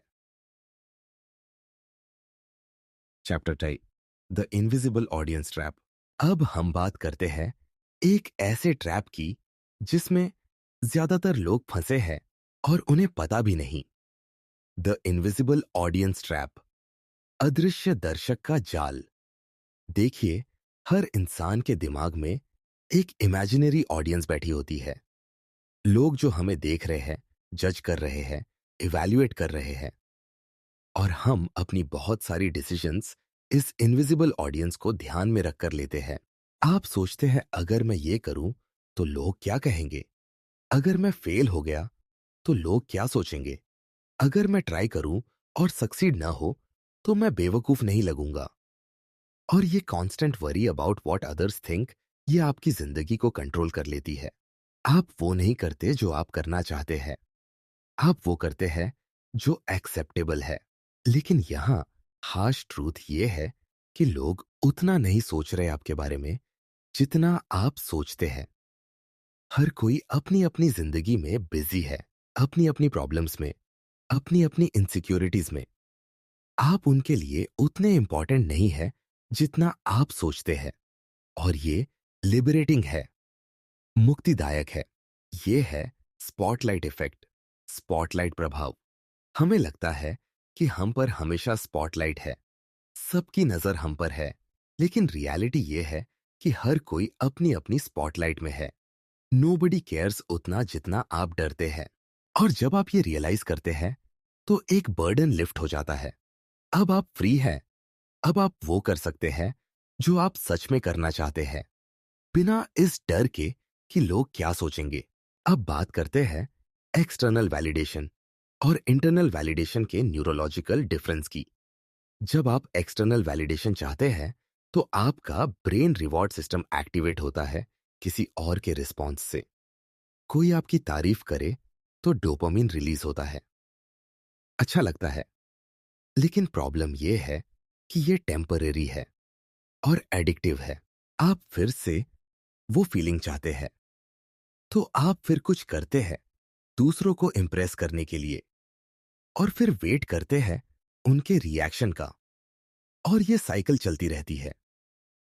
आपकी हैप्पीनेस डिपेंडेंट हो जाती है दूसरों की ओपिनियन पर। और ये बहुत फ्रैजाइल स्टेट है, क्योंकि आप कंट्रोल में नहीं है, दूसरे कंट्रोल में है। लेकिन इंटरनल वैलिडेशन अलग है। जब आप इंटरनली वैलिडेटेड होते हैं तो रिवॉर्ड उस काम को करने में ही है। किसी की अप्रूवल की जरूरत नहीं। आपने अपने स्टैंडर्ड मीट किए, आपने अपना वादा पूरा किया, आपने अपने वैल्यूज के अकॉर्डिंग काम किया, बस ये इनफ है। और न्यूरोलॉजिकली ये ज्यादा सस्टेनेबल है, क्योंकि ये डोपामिन स्पाइक नहीं है जो क्विकली फेड हो जाए। ये एक स्टेडी स्टेट ऑफ सेटिस्फैक्शन है, एक काम कॉन्फिडेंस है जो लॉन्ग लास्टिंग है। अब आता है परफॉर्मेंस एग्जॉस्शन, प्रदर्शन की थकान। जब आप कॉन्स्टेंटली परफॉर्म कर रहे हो दूसरों के लिए तो ये बहुत एग्जॉस्टिंग होता है, क्योंकि आप हमेशा ऑन होते हैं, हमेशा इमेज मेंटेन कर रहे होते हैं, हमेशा ये सोच रहे होते हैं कि मैं कैसा दिख रहा हूं, साउंड कर रहा हूं। ये कांस्टेंट परफॉर्मेंस आपकी एनर्जी ड्रेन कर देता है। आप अपनी रियल सेल्फ से डिस्कनेक्ट हो जाते हैं, क्योंकि आप इतना बिजी हैं एक पर्सोना मेंटेन करने में।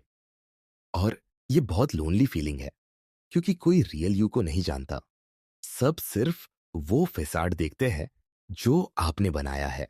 लेकिन जब आप ऑथेंटिक होते हैं, जब आप अपनी रियल सेल्फ को शो करते हैं, तो फ्रीडम मिलती है। हाँ, सब आपको पसंद नहीं करेंगे, और दैट्स ओके, क्योंकि जो आपको जेन्युइनली पसंद करेंगे वो असली यू को पसंद करेंगे, फेक वर्जन को नहीं। और ऐसी कनेक्शन ज्यादा मीनिंगफुल होती है। और सबसे इंपॉर्टेंट, जब आप दूसरों के लिए परफॉर्म करना बंद करते हैं तो आपके पास एनर्जी बचती है रियल काम करने के लिए, रियल ग्रोथ के लिए, रियल गोल्स अचीव करने के लिए। क्योंकि अब आप अपनी एनर्जी वेस्ट नहीं कर रहे इंप्रेशन मैनेजमेंट में। यह है ऑथेंटिक एफर्ट की पावर, प्रामाणिक प्रयास की शक्ति। जब आप काम करते हैं अपने लिए, अपने ग्रोथ के लिए, अपने सेटिस्फैक्शन के लिए, तो वो वर्क डिफरेंटली फील होता है। वो बर्डन नहीं लगता, वो फुलफिलिंग लगता है, क्योंकि ये अलाइंड है आपकी इंटरनल वैल्यूज से। तो आज से एक डिसीजन लीजिए, आप किसके लिए जी रहे हैं? अपने लिए या उस इनविजिबल ऑडियंस के लिए? और अगर आंसर इनविजिबल ऑडियंस है, तो टाइम आ गया है कि आप उन्हें डिसमिस करें, उन्हें धन्यवाद कहें और उन्हें जाने दें, क्योंकि ये आपकी जिंदगी है और सिर्फ आपकी अप्रूवल मैटर करती है, कोई और की नहीं। Chapter 18, the character code. अब हम पहुंचते हैं उस गहराई पर जहां असली ट्रांसफॉर्मेशन होता है। कैरेक्टर, चरित्र।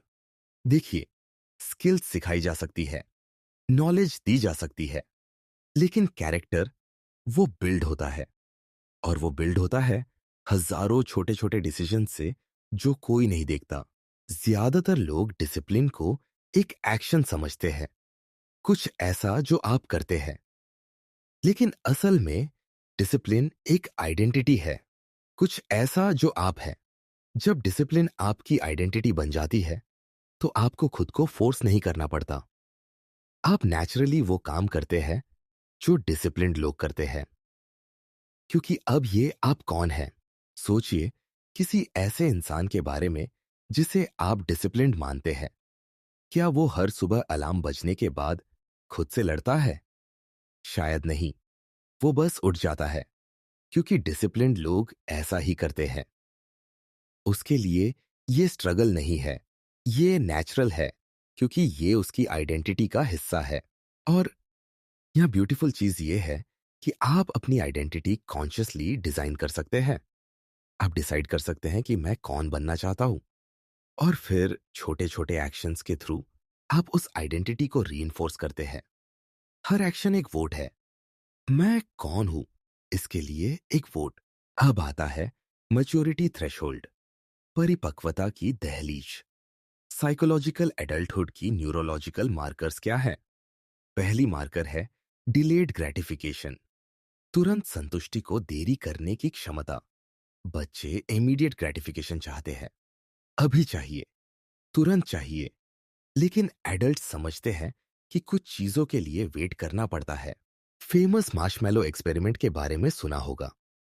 बच्चों को एक मार्शमैलो दिया गया और कहा गया कि अगर तुम 15 मिनट वेट करो बिना खाए, तो तुम्हें 2 मार्शमैलोज मिलेंगे। कुछ बच्चे वेट कर पाए, कुछ नहीं। और इंटरेस्टिंग बात यह है कि जो बच्चे वेट कर पाए, वो लेटर इन लाइफ ज्यादा सक्सेसफुल हुए। Higher SAT scores, better jobs, healthier relationships, क्योंकि डिलेड ग्रेटिफिकेशन एक फाउंडेशनल स्किल है। ये बताता है कि आप अपनी इंपल्सेस को कंट्रोल कर सकते हैं, आप लॉन्ग टर्म थिंकिंग कर सकते हैं, आप टेम्पररी डिस्कंफर्ट हैंडल कर सकते हैं फ्यूचर रिवॉर्ड के लिए। दूसरी मार्कर है इमोशनल रेगुलेशन, भावनात्मक नियमन। बच्चे अपनी इमोशंस के स्लेव होते हैं। गुस्सा आया तो टैंट्रम, दुख आया तो रोना। लेकिन मैच्योर एडल्ट्स अपनी इमोशंस को एक्नॉलेज करते हैं, लेकिन उनसे कंट्रोल्ड नहीं होते। वो स्पेस क्रिएट करते हैं इमोशन और रिएक्शन के बीच। विक्टर फ्रैंकल ने कहा था, between stimulus and response there is a space. In that space is our power to choose our response. In our response lies our growth and our freedom. उत्तेजना और प्रतिक्रिया के बीच एक स्पेस है। उस स्पेस में हमारी पावर है अपनी प्रतिक्रिया चुनने की। हमारी प्रतिक्रिया में हमारी ग्रोथ और फ्रीडम है। ये है मैच्योरिटी। ये स्पेस क्रिएट करना, ये रियलाइज करना कि मैं अपनी फीलिंग्स का विक्टिम नहीं हूं। मैं चूज कर सकता हूं कि मैं कैसे रिस्पॉन्ड करूं, और ये न्यूरोलॉजिकली पॉसिबल है। आपका प्रीफ्रंटल कॉर्टेक्स, जो डिसीजन मेकिंग हैंडल करता है, वो ओवरराइड कर सकता है आपके एमिगडेला को, जो इमोशनल रिएक्शंस हैंडल करता है। लेकिन इसके लिए प्रैक्टिस चाहिए। तीसरी मार्कर है पर्सनल रिस्पॉन्सिबिलिटी, व्यक्तिगत जिम्मेदारी। बच्चे ब्लेम करते हैं, ये उसकी गलती है, वो नहीं था इसलिए मैं नहीं कर पाया। सर्कमस्टांसेस खराब थे, लेकिन मैच्योर एडल्ट्स ओनरशिप लेते हैं। वो कहते हैं, ये मेरी जिम्मेदारी है, मैं इसके लिए अकाउंटेबल हूं, भले ही सर्कमस्टांसेस कैसे भी हों। और ये सबसे लिबरेटिंग मार्कर है, क्योंकि जब आप रिस्पॉन्सिबिलिटी लेते हैं तो आप पावर लेते हैं। अगर कुछ किसी और की गलती है तो आप हेल्पलेस हैं, आप कुछ नहीं कर सकते। लेकिन अगर ये आपकी रिस्पॉन्सिबिलिटी है तो आप कुछ कर सकते हैं, आप चेंज ला सकते हैं। अब आते हैं सेल्फ पेरेंटिंग पर। स्वपालन। बहुत से लोगों को बचपन में वो पेरेंटिंग नहीं मिली जो उन्हें चाहिए थी। शायद उनके पेरेंट्स इमोशनली अवेलेबल नहीं थे, शायद वो अब्यूजिव थे, शायद वो बस नहीं जानते थे कैसे पेरेंट बनना है। और इसका इम्पैक्ट है आज भी आपकी जिंदगी पर। लेकिन अच्छी खबर यह है कि आप अब खुद को पेरेंट कर सकते हैं। आप वो दे सकते हैं खुद को जो आपको नहीं मिला। Validation, support, boundaries, structure. आप अपने इनर चाइल्ड को हील कर सकते हैं। जब आप खुद से हार्श बात करते हैं तो रुकिए और सोचिए, क्या मैं ऐसे किसी बच्चे से बात करूंगा? अगर नहीं, तो अपने आप से भी ऐसे मत बोलिए। इंस्टेड कंपैशन के साथ बोलिए, लेकिन फर्म भी रहिए, जैसे एक अच्छा पेरेंट होता है। लविंग, लेकिन बाउंड्रीज के साथ। जब आप गलती करते हैं तो खुद को शेम मत कीजिए। इंस्टेड सीखिए, जैसे एक पेरेंट कहेगा, it's okay, mistakes happen, what can we learn from this? ऐसा ही खुद से कहिए। आप सिमल्टेनियसली कंपैशनेट और अकाउंटेबल हो सकते हैं। यह है रीपेरेंटिंग। अपने वुंडेड इनर चाइल्ड को हील करना, उसे वो देना जो उसे नहीं मिला। और इस प्रोसेस में आप एक मैच्योर इंटीग्रेटेड एडल्ट बनते हैं। कोई ऐसा जिसकी कैरेक्टर सॉलिड है, जो इमोशनल स्टॉर्म्स में भी स्टेबल रहता है, जो अपनी वैल्यूज के अकॉर्डिंग जीता है। Chapter 14, consistency as neurological medicine. अब हम बात करते हैं शायद सबसे अंडररेटेड लेकिन सबसे पावरफुल टूल की, कंसिस्टेंसी, निरंतरता। लोग ड्रामेटिक चेंजेस की तलाश में रहते हैं। वो चाहते हैं कि ओवरनाइट सब कुछ बदल जाए, लेकिन असल में लास्टिंग चेंज स्लो होता है, बोरिंग होता है, कंसिस्टेंट होता है। आपका दिमाग पैटर्न रिकॉग्निशन सिस्टम है। वो पैटर्न्स देखता है और उनके बेस्ड पर प्रिडिक्शंस करता है। जब आप कंसिस्टेंटली कुछ करते हैं तो आपका दिमाग उसे पैटर्न के रूप में रिकॉग्नाइज करता है और फिर वो अस्यूम करता है कि ये आप कौन है, ये आपकी आइडेंटिटी है। उदाहरण के लिए, अगर आप कंसिस्टेंटली हर दिन सुबह 6 बजे उठते हैं तो कुछ हफ्तों के बाद आपका दिमाग ऑटोमेटिकली आपको 6 बजे जगा देगा, बिना अलार्म के, क्योंकि अब ये एक पैटर्न है, एक एस्टैब्लिश्ड न्यूरल पाथवे है। सेम वे, अगर आप कंसिस्टेंटली हर दिन थोड़ा काम करते हैं अपने गोल पर, तो आपका दिमाग रिकॉग्नाइज करता है कि ये इंपॉर्टेंट है और फिर वो आपको उस डायरेक्शन में पुश करता है। आइडियाज आते हैं, मोटिवेशन आता है, एनर्जी आती है, क्योंकि आपने एक पैटर्न एस्टैब्लिश किया है। ये है न्यूरोलॉजिकल मोमेंटम, तंत्रिका गति। फिजिक्स में मोमेंटम का मतलब है कि एक चलती हुई चीज को चलते रहने की टेंडेंसी होती है। सेम कॉन्सेप्ट यहां अप्लाई होता है। जब आप कंसिस्टेंटली एक्शन लेते हैं तो मोमेंटम बिल्ड होता है और फिर चलते रहना इजियर होता है रुकने से। लेकिन ये दोनों तरफ काम करता है। अगर आप कंसिस्टेंटली प्रोक्रेस्टिनेट करते हैं तो वो भी एक मोमेंटम बनाता है। प्रोक्रेस्टिनेशन इजियर होती जाती है और एक्शन हार्डर। इसलिए बहुत क्रूशल है कि आप किस चीज की कंसिस्टेंसी बिल्ड कर रहे हैं। अब कंपाउंड इफेक्ट की बात करते हैं। संयुक्त प्रभाव, डैरन हार्डी की एक फेमस बुक है इसी नाम की। बेसिक आइडिया यह है कि स्मॉल एक्शंस कंसिस्टेंटली किए गए कंपाउंड होते हैं, इंटरेस्ट की तरह। अगर आप हर दिन 10 पेज पढ़ते हैं तो साल के अंत में आपने 3600 पन्ने पढ़े होंगे।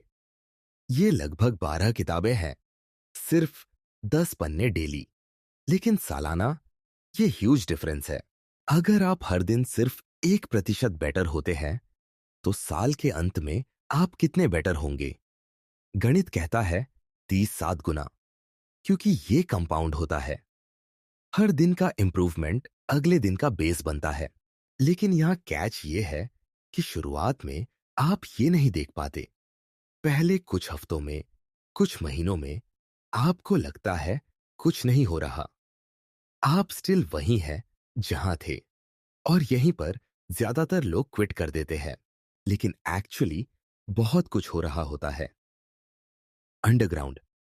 आपके न्यूरल पाथवेज बन रहे होते हैं, आपकी हैबिट स्ट्रेंथन हो रही होती है, आपकी आइडेंटिटी शिफ्ट हो रही होती है। लेकिन ये विजिबल नहीं है अभी। ये बैम्बू ट्री की तरह है। बैम्बू ट्री को 5 साल लगते हैं ग्रो करने में। पहले 5 साल में आप सिर्फ एक छोटा सा शूट देखते हैं, लेकिन अंडरग्राउंड एक मैसिव रूट सिस्टम बन रहा होता है। और फिर छठे साल में वो ट्री 80 फीट ऊपर जाता है, 6 हफ्तों में। ओवरनाइट सक्सेस नहीं, 5 साल की फाउंडेशन। यही आपके साथ होता है। अगर आप कंसिस्टेंट रहते हैं, तो आप फाउंडेशन बिल्ड कर रहे हैं, और एक दिन सडनली एक्सप्लोसिव ग्रोथ होगी। लेकिन वो एक्चुअली सडन नहीं है, वो सालों की कंसिस्टेंट एफर्ट का रिजल्ट है। अब बात करते हैं रिचुअल वर्सेस रूटीन की। दोनों में फर्क है। रूटीन मैकेनिकल होता है, आप करते हैं क्योंकि करना है। लेकिन रिचुअल मीनिंगफुल होता है, आप करते हैं क्योंकि ये मैटर करता है। जब आप अपनी डेली हैबिट्स को रिचुअल्स में कन्वर्ट करते हैं, तो उनमें एक अलग एनर्जी आ जाती है। उदाहरण के लिए, सुबह का वर्कआउट। अगर ये सिर्फ एक रूटीन है, तो आप मैकेनिकली करेंगे। लेकिन अगर आप इसे एक रिचुअल बनाते हैं, एक सीक्रेट प्रैक्टिस, जहां आप अपने शरीर को ऑनर कर रहे हैं, अपनी हेल्थ को प्रायोरिटाइज कर रहे हैं, तो सडनली वो काम मीनिंगफुल हो जाता है। और मीनिंगफुल काम को कंसिस्टेंटली करना इजियर होता है, क्योंकि अब ये सिर्फ एक टास्क नहीं है, ये आपकी वैल्यूज का एक्सप्रेशन है। ये आप कौन है इसका स्टेटमेंट है। और ऐसी चीजें आप स्किप नहीं करते, क्योंकि स्किप करना आप खुद को स्किप करना होगा। तो आज से अपनी की हैबिट्स को रिचुअल्स में ट्रांसफॉर्म कीजिए, उन्हें मीनिंग दीजिए, उन्हें इंटेंशन के साथ कीजिए, और फिर कंसिस्टेंटली हर दिन बिना एक्सेप्शन के उन्हें फॉलो कीजिए। क्योंकि कंसिस्टेंसी ही वो मेडिसिन है जो आपके ब्रेन को रीवायर करेगी, और आपको वो बना देगी जो आप बनना चाहते हैं। Chapter 3, the resilience architecture. अब हम आते हैं एक बहुत क्रूशियल स्किल पर, रेजिलियंस, लचीलापन। क्योंकि देखिए, आप कितने भी डिसिप्लिन्ड हो, कितने भी कंसिस्टेंट हो, लाइफ आपको चैलेंज करेगी।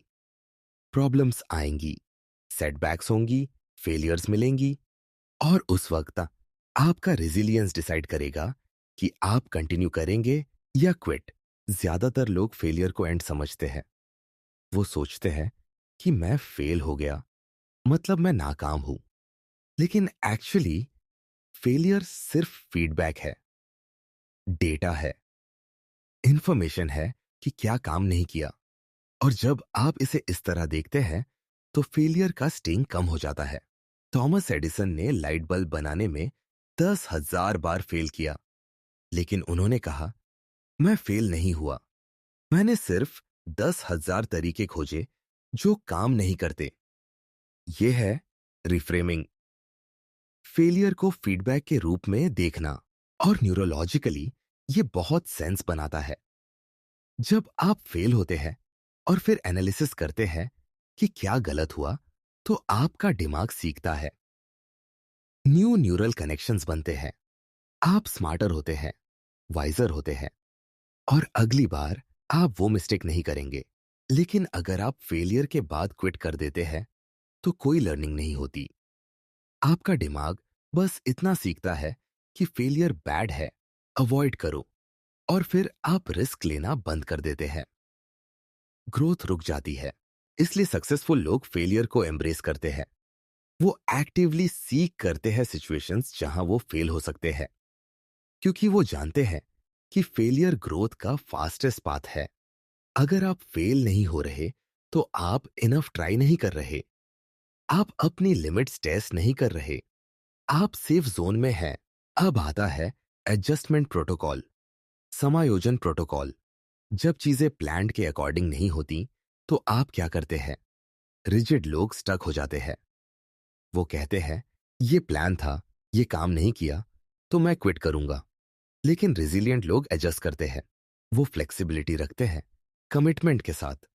वो कमिटेड होते हैं गोल पर, लेकिन फ्लेक्सिबल होते हैं मेथड पर। अगर एक रास्ता काम नहीं कर रहा, तो दूसरा ट्राई करते हैं। अगर दूसरा नहीं, तो तीसरा। जब तक कोई रास्ता काम नहीं करता, वाटर की तरह सोचिए। वाटर अपना रास्ता बना लेता है। अगर सीधा नहीं जा सकता, तो घूमकर जाता है। अगर ऊपर नहीं जा सकता, तो नीचे जाता है। लेकिन इवेंचुअली वो अपनी डेस्टिनेशन तक पहुंच जाता है। ये है फ्लूइड रेजिलियंस। और यहां एक इंपॉर्टेंट कॉन्सेप्ट है, एंटी फ्रैजिलिटी। नासिम तालिब की किताब से। फ्रैजाइल चीजें स्ट्रेस से टूट जाती है, रोबस्ट चीजें स्ट्रेस को विथस्टैंड करती है, लेकिन एंटी फ्रैजाइल चीजें स्ट्रेस से स्ट्रॉन्गर होती है। आप एंटी फ्रैजाइल कैसे बनते हैं? डिलिबरेटली स्ट्रेस को सीक करके, कंट्रोल डोसेस में। जैसे वैक्सीन काम करती है, आपको थोड़ा सा वायरस दिया जाता है ताकि आपका इम्यून सिस्टम स्ट्रांग हो। सेम वे, जब आप डिलिबरेटली चैलेंजेस लेते हैं कंट्रोल्ड एनवायरनमेंट में, तो आप स्ट्रांगर होते हैं। जिम में जब आप वेट्स उठाते हैं, तो आप डिलिबरेटली स्ट्रेस डाल रहे होते हैं अपनी मसल्स पर, और वो स्ट्रेस मसल्स को डैमेज करता है। माइक्रो टीयर्स होते हैं, लेकिन जब वो हील होते हैं, तो वो पहले से ज्यादा स्ट्रांग होते हैं। ये है antifragility. Same principle mental और इमोशनल रिजिलियंस पर अप्लाई होता है। जब आप डेलिबरेटली अनकंफर्टेबल सिचुएशंस में जाते हैं, जब आप चैलेंजेस सीख करते हैं, तो आप अपने मेंटल मसल्स को ट्रेन कर रहे होते हैं, और हर चैलेंज के बाद आप स्ट्रांगर होते हैं। तो आज से फेलियर्स को डिफरेंटली देखिए। वो दुश्मन नहीं है, वो टीचर है। हर फेलियर में एक लेसन है, हर सेटबैक में एक अपॉर्चुनिटी है, और हर चैलेंज आपको स्ट्रांगर बनाने का मौका है। बस आपको इस पर्सपेक्टिव से देखना है, और फिर इंस्टेड ऑफ क्विटिंग, आप एडजस्टिंग करेंगे, लर्निंग करेंगे, और ग्रोइंग करेंगे। Chapter 16, living as if you matter. अब हम पहुंचते हैं उस जगह पर जहां सब एक साथ आता है, जहां थ्योरी प्रैक्टिस बनती है, जहां नॉलेज विजडम बनता है, और वो है आपका डेली लाइफ। क्योंकि देखिए, आप कितना भी सीख लें, कितना भी समझ लें, अगर आपकी डेली चॉइसेस रिफ्लेक्ट नहीं करती कि आप खुद को सीरियसली लेते हैं, तो कुछ नहीं बदलेगा। Living as if you matter का मतलब है हर छोटे डिसीजन में ये अवेयरनेस लाना कि ये मायने रखता है। जब आप सुबह उठते हैं, पहले 5 मिनट में आप क्या करते हैं? क्या आप फोन उठा लेते हैं और स्क्रॉल करने लगते हैं, या आप कॉन्शियसली डिसाइड करते हैं कि मैं अपना दिन कैसे शुरू करूंगा? ये छोटा सा डिसीजन बताता है कि आप अपने आप को कितनी सीरियसली लेते हैं। अगर आप अपने दिन की पहली थैली एनर्जी सोशल मीडिया को दे देते हैं, तो आप बेसिकली कह रहे हैं कि दूसरों के ओपिनियंस और पोस्ट्स मेरी अपनी जिंदगी से ज्यादा इंपॉर्टेंट है। और ये हो सकता है अनकॉन्शियस हो, लेकिन ये है केयर कॉन्शियसनेस का मतलब है हर चॉइस में अवेयरनेस लाना। जब आप खाना खाते हैं, क्या आप माइंडलेसली खा रहे हैं, या आप अवेयर हैं कि ये आपके शरीर में जा रहा है? जब आप किसी से बात करते हैं, क्या आप हाफ प्रेजेंट हैं, फोन देखते हुए, या आप पूरी तरह प्रेजेंट हैं? ये स्मॉल मोमेंट्स हैं, लेकिन ये कलेक्टिवली आपकी जिंदगी बनाते हैं।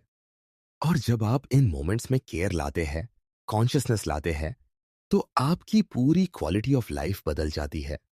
आप ज्यादा पीसफुल फील करते हैं, ज्यादा ग्राउंडेड, ज्यादा अलाइव। ऑटो पायलट पैटर्न्स को तोड़ना बहुत जरूरी है। ज्यादातर लोग अपनी जिंदगी ऑटो पायलट पर जीते हैं। वो सुबह उठते हैं, सेम रूटीन फॉलो करते हैं, सोचे बिना। ऑफिस जाते हैं, सेम काम करते हैं, घर आते हैं, सेम चीजें करते हैं। और फिर एक दिन वो रियलाइज करते हैं कि साल बीत गए लेकिन कुछ नहीं बदला, क्योंकि ऑटो पायलट में कोई ग्रोथ नहीं होती। ग्रोथ होती है कॉन्शियसनेस में। जब आप अवेयर होते हैं, जब आप डेलिबरेटली चूज करते हैं, जब आप सोच समझकर डिसीजंस लेते हैं। तो कैसे आप ऑटो पायलट तोड़ते हैं? पॉजेस लाकर। दिन भर में छोटे छोटे पॉजेस जहां आप रुकते हैं और खुद से पूछते हैं, मैं अभी क्या कर रहा हूं? क्यों कर रहा हूं? क्या ये मेरी वैल्यूज के साथ अलाइन है? क्या ये मुझे उस डायरेक्शन में ले जा रहा है जहां मैं जाना चाहता हूं? ये सिंपल क्वेश्चंस हैं, लेकिन बहुत पावरफुल है, क्योंकि ये आपको ऑटो पायलट से कॉन्शियस मोड में ले आते हैं। और कॉन्शियस मोड में आप बेटर चॉइसेस लेते हैं। प्रेजेंस प्रैक्टिस की बात करें तो न्यूरो साइंस कहता है कि जब आप फुली प्रेजेंट होते हैं तो आपका ब्रेन डिफरेंटली काम करता है। आपका प्रीफ्रंटल कॉर्टेक्स, जो हायर थिंकिंग हैंडल करता है, वो फुली एक्टिव होता है। आपका अमिग्डाला, जो फियर और एंजाइटी हैंडल करता है, वो काल्म होता है। और इसका मतलब है कि आप क्लियरर सोच पाते हैं, बेटर डिसीजंस ले पाते हैं, स्ट्रेस कम महसूस करते हैं। लाइफ ज्यादा एंजॉयबल लगती है सिर्फ प्रेजेंट होने से, सिर्फ हियर एंड नाउ में होने से। लेकिन प्रेजेंट होना इजी नहीं है। हमारा माइंड कॉन्स्टेंटली भटकता रहता है, पास्ट में या फ्यूचर में, रिग्रेट्स में या वरीज में। तो आपको प्रैक्टिस करनी पड़ती है। हर बार जब माइंड भटके, जेंटली वापस लाइए प्रेजेंट मोमेंट में। बार बार, हजारों बार। और धीरे धीरे ये आपकी डिफॉल्ट स्टेट बन जाती है।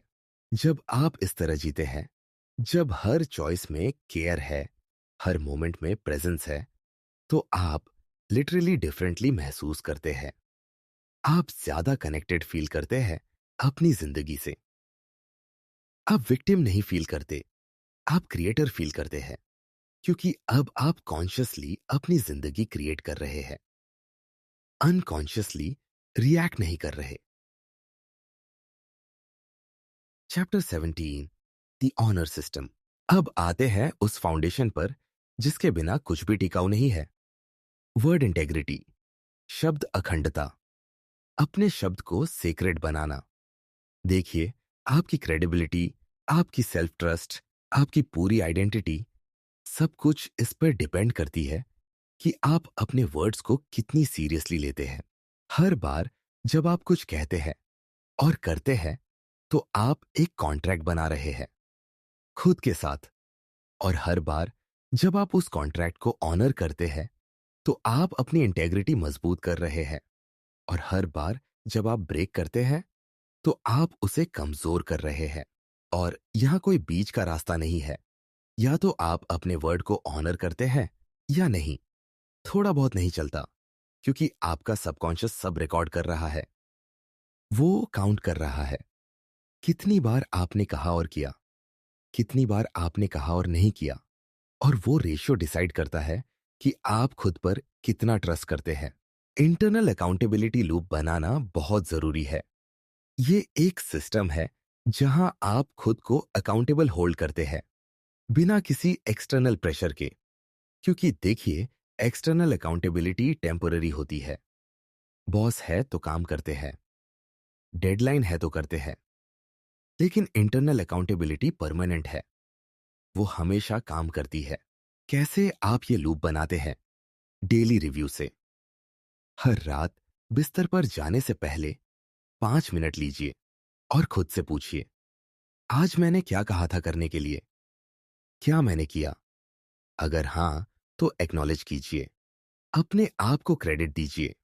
अगर नहीं, तो ऑनेस्टली देखिए क्यों नहीं। क्या वैलिड रीजन था, या फिर मैंने बस एक्सक्यूज बनाया? और फिर अगले दिन का प्लान बनाइए। क्लियर कमिटमेंट्स कीजिए, स्पेसिफिक, मेजरेबल, अचीवेबल। और फिर अगली रात फिर से रिव्यू। ये सिंपल लूप है, लेकिन इनक्रेडिबली पावरफुल, क्योंकि ये आपको हर दिन रिमाइंड करता है कि आप अकाउंटेबल हैं खुद के प्रति। सेल्फ गवर्नेंस मैकेनिज्म्स की बात करें तो सक्सेसफुल लोग बाहरी रूल्स पर डिपेंड नहीं करते। वो अपने खुद के रूल्स बनाते हैं और उन्हें फॉलो करते हैं। ये है सेल्फ गवर्नेंस। खुद को गवर्न करना, खुद के लिए स्टैंडर्ड्स सेट करना और उन्हें मेंटेन करना। उदाहरण के लिए, आप डिसाइड कर सकते हैं कि मैं रात को 10 बजे के बाद फोन नहीं देखूंगा। ये आपका रूल है, कोई आपको फोर्स नहीं कर रहा, लेकिन आपने डिसाइड किया है क्योंकि आप जानते हैं कि ये आपकी स्लीप के लिए बेटर है। और अब आप इस रूल को फॉलो करते हैं कंसिस्टेंटली, बिना एक्सक्यूजेस के। ये है सेल्फ गवर्नेंस।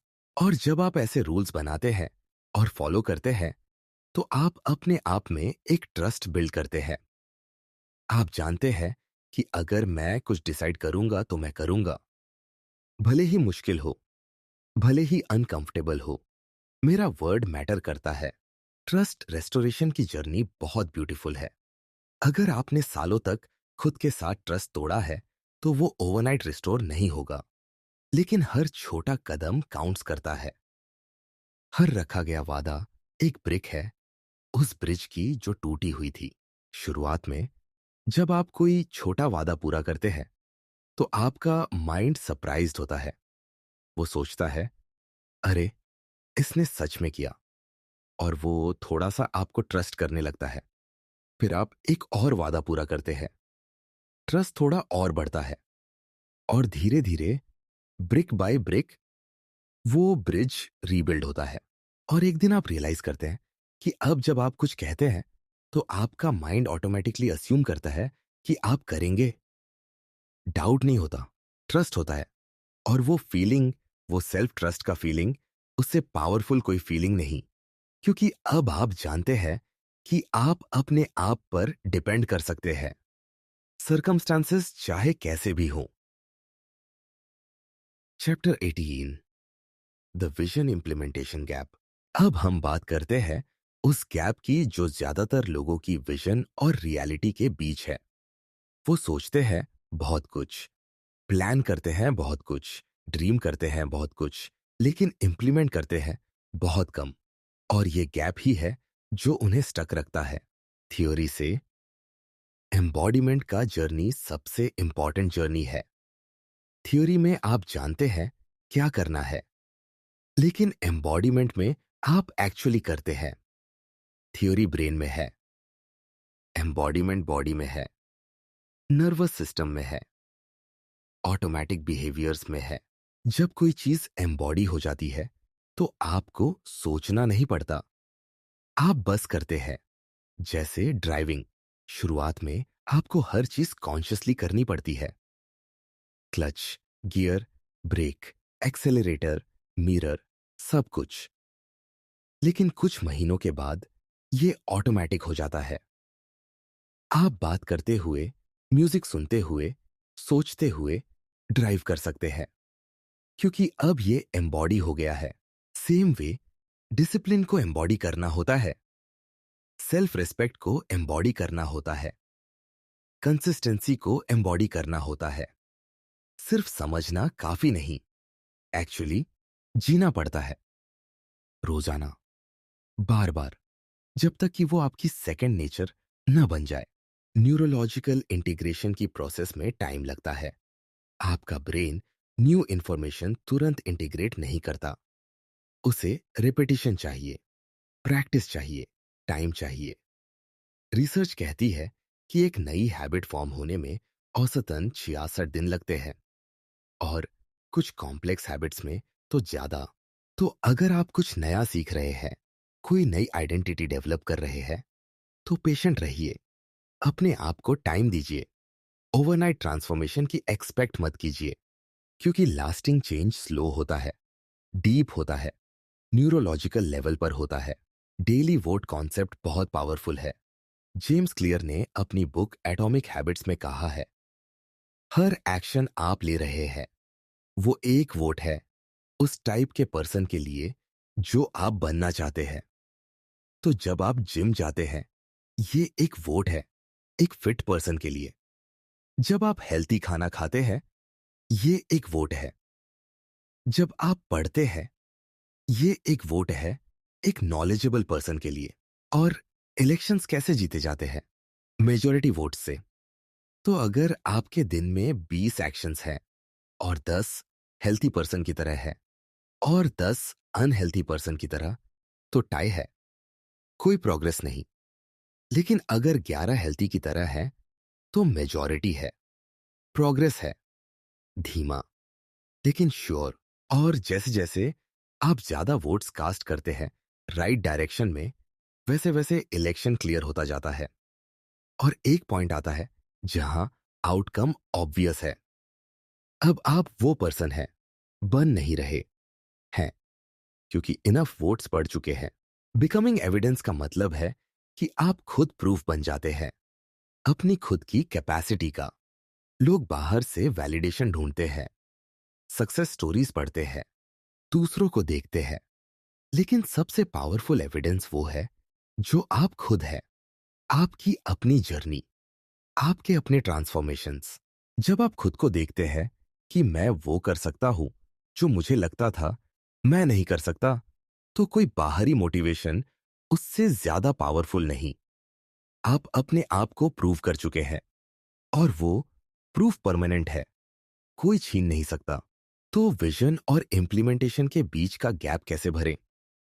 एक्शन से, डेली कंसिस्टेंट इंटेंशनल एक्शन से। थियोरी पढ़िए, समझिए, लेकिन फिर इंप्लीमेंट कीजिए। एक छोटा सा पीस, आज, अभी, और फिर कल, और फिर परसों। एंड स्लोली थ्योरी एम्बॉडीमेंट बन जाएगी, विजन रियलिटी बन जाएगी, और आप वो पर्सन बन जाएंगे जो आप बनना चाहते थे। Chapter 19, the quite revolution. अब हम आ गए हैं उस जगह पर जहां सब समझ में आता है, जहां हर चैप्टर, हर कॉन्सेप्ट, हर आइडिया एक साथ आकर एक कंप्लीट पिक्चर बनाता है। और वो पिक्चर है एक क्वाइट रेवोल्यूशन की।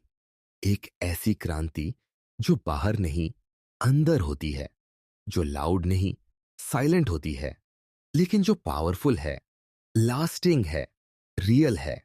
प्राइवेट विक्ट्रीज की बात करें तो ये वो विक्ट्रीज है जो कोई नहीं देखता।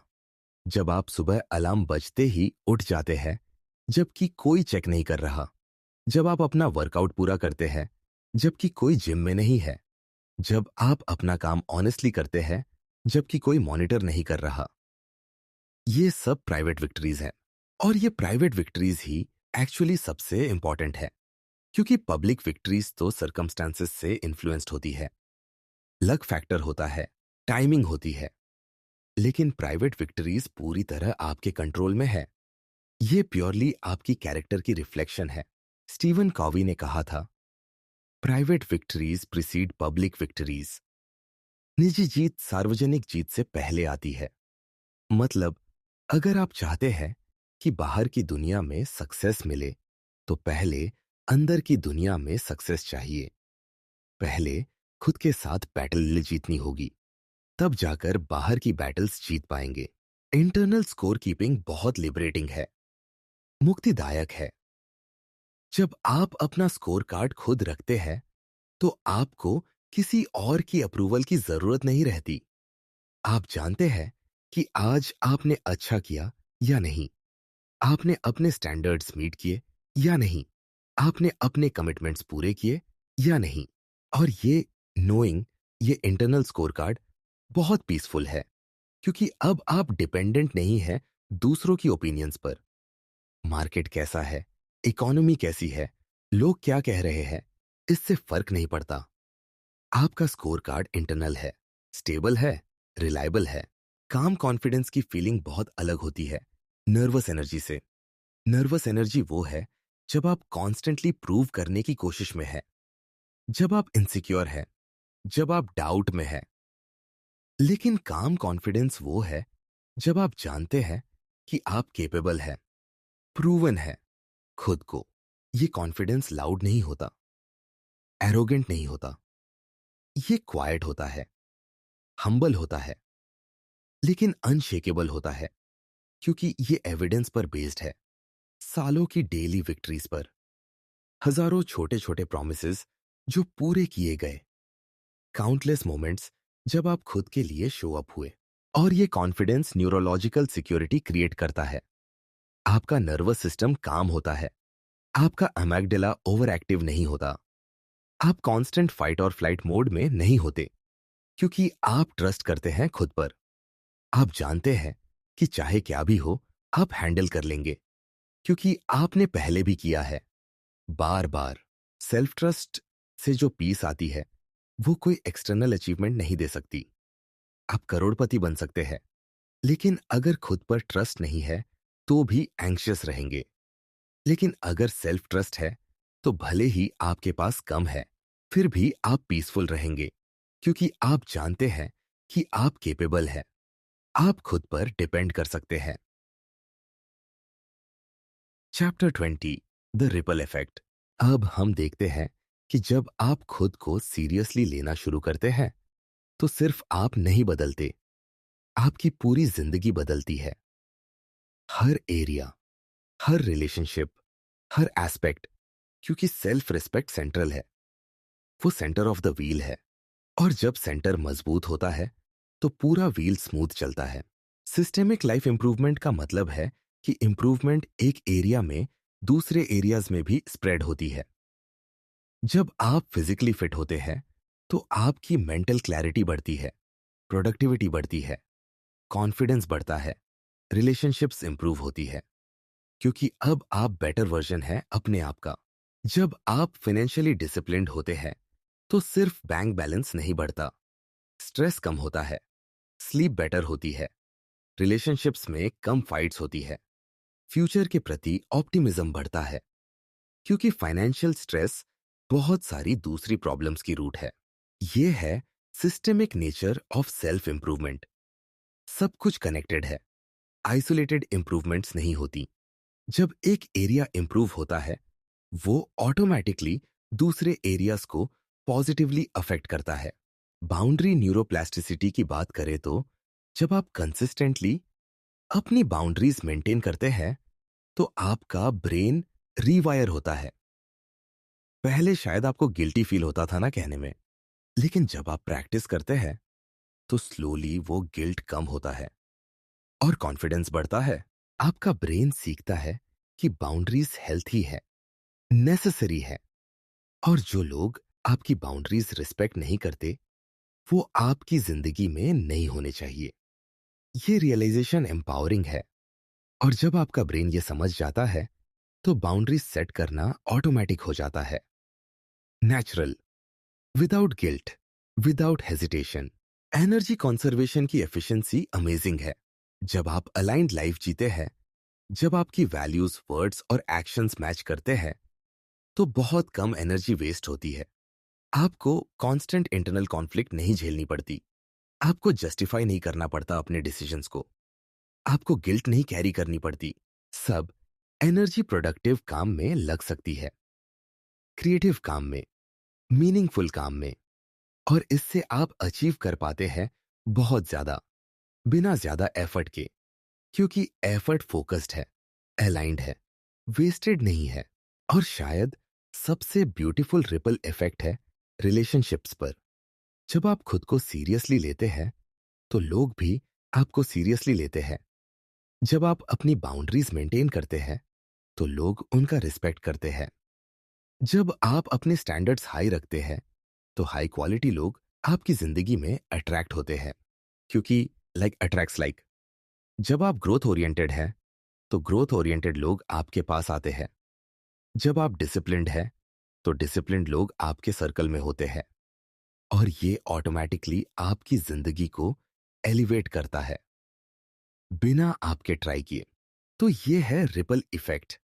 आप एक पत्थर फेंकते हैं पॉन्ड में, सेल्फ रिस्पेक्ट का, सेल्फ डिसिप्लिन का, कंसिस्टेंसी का, और लहरें फैलती है हर डायरेक्शन में, हर एरिया को टच करती है, और पूरा पॉन्ड ट्रांसफॉर्म हो जाता है। आपकी पूरी जिंदगी सिर्फ इसलिए क्योंकि आपने एक डिसीजन लिया, खुद को सीरियसली लेने का।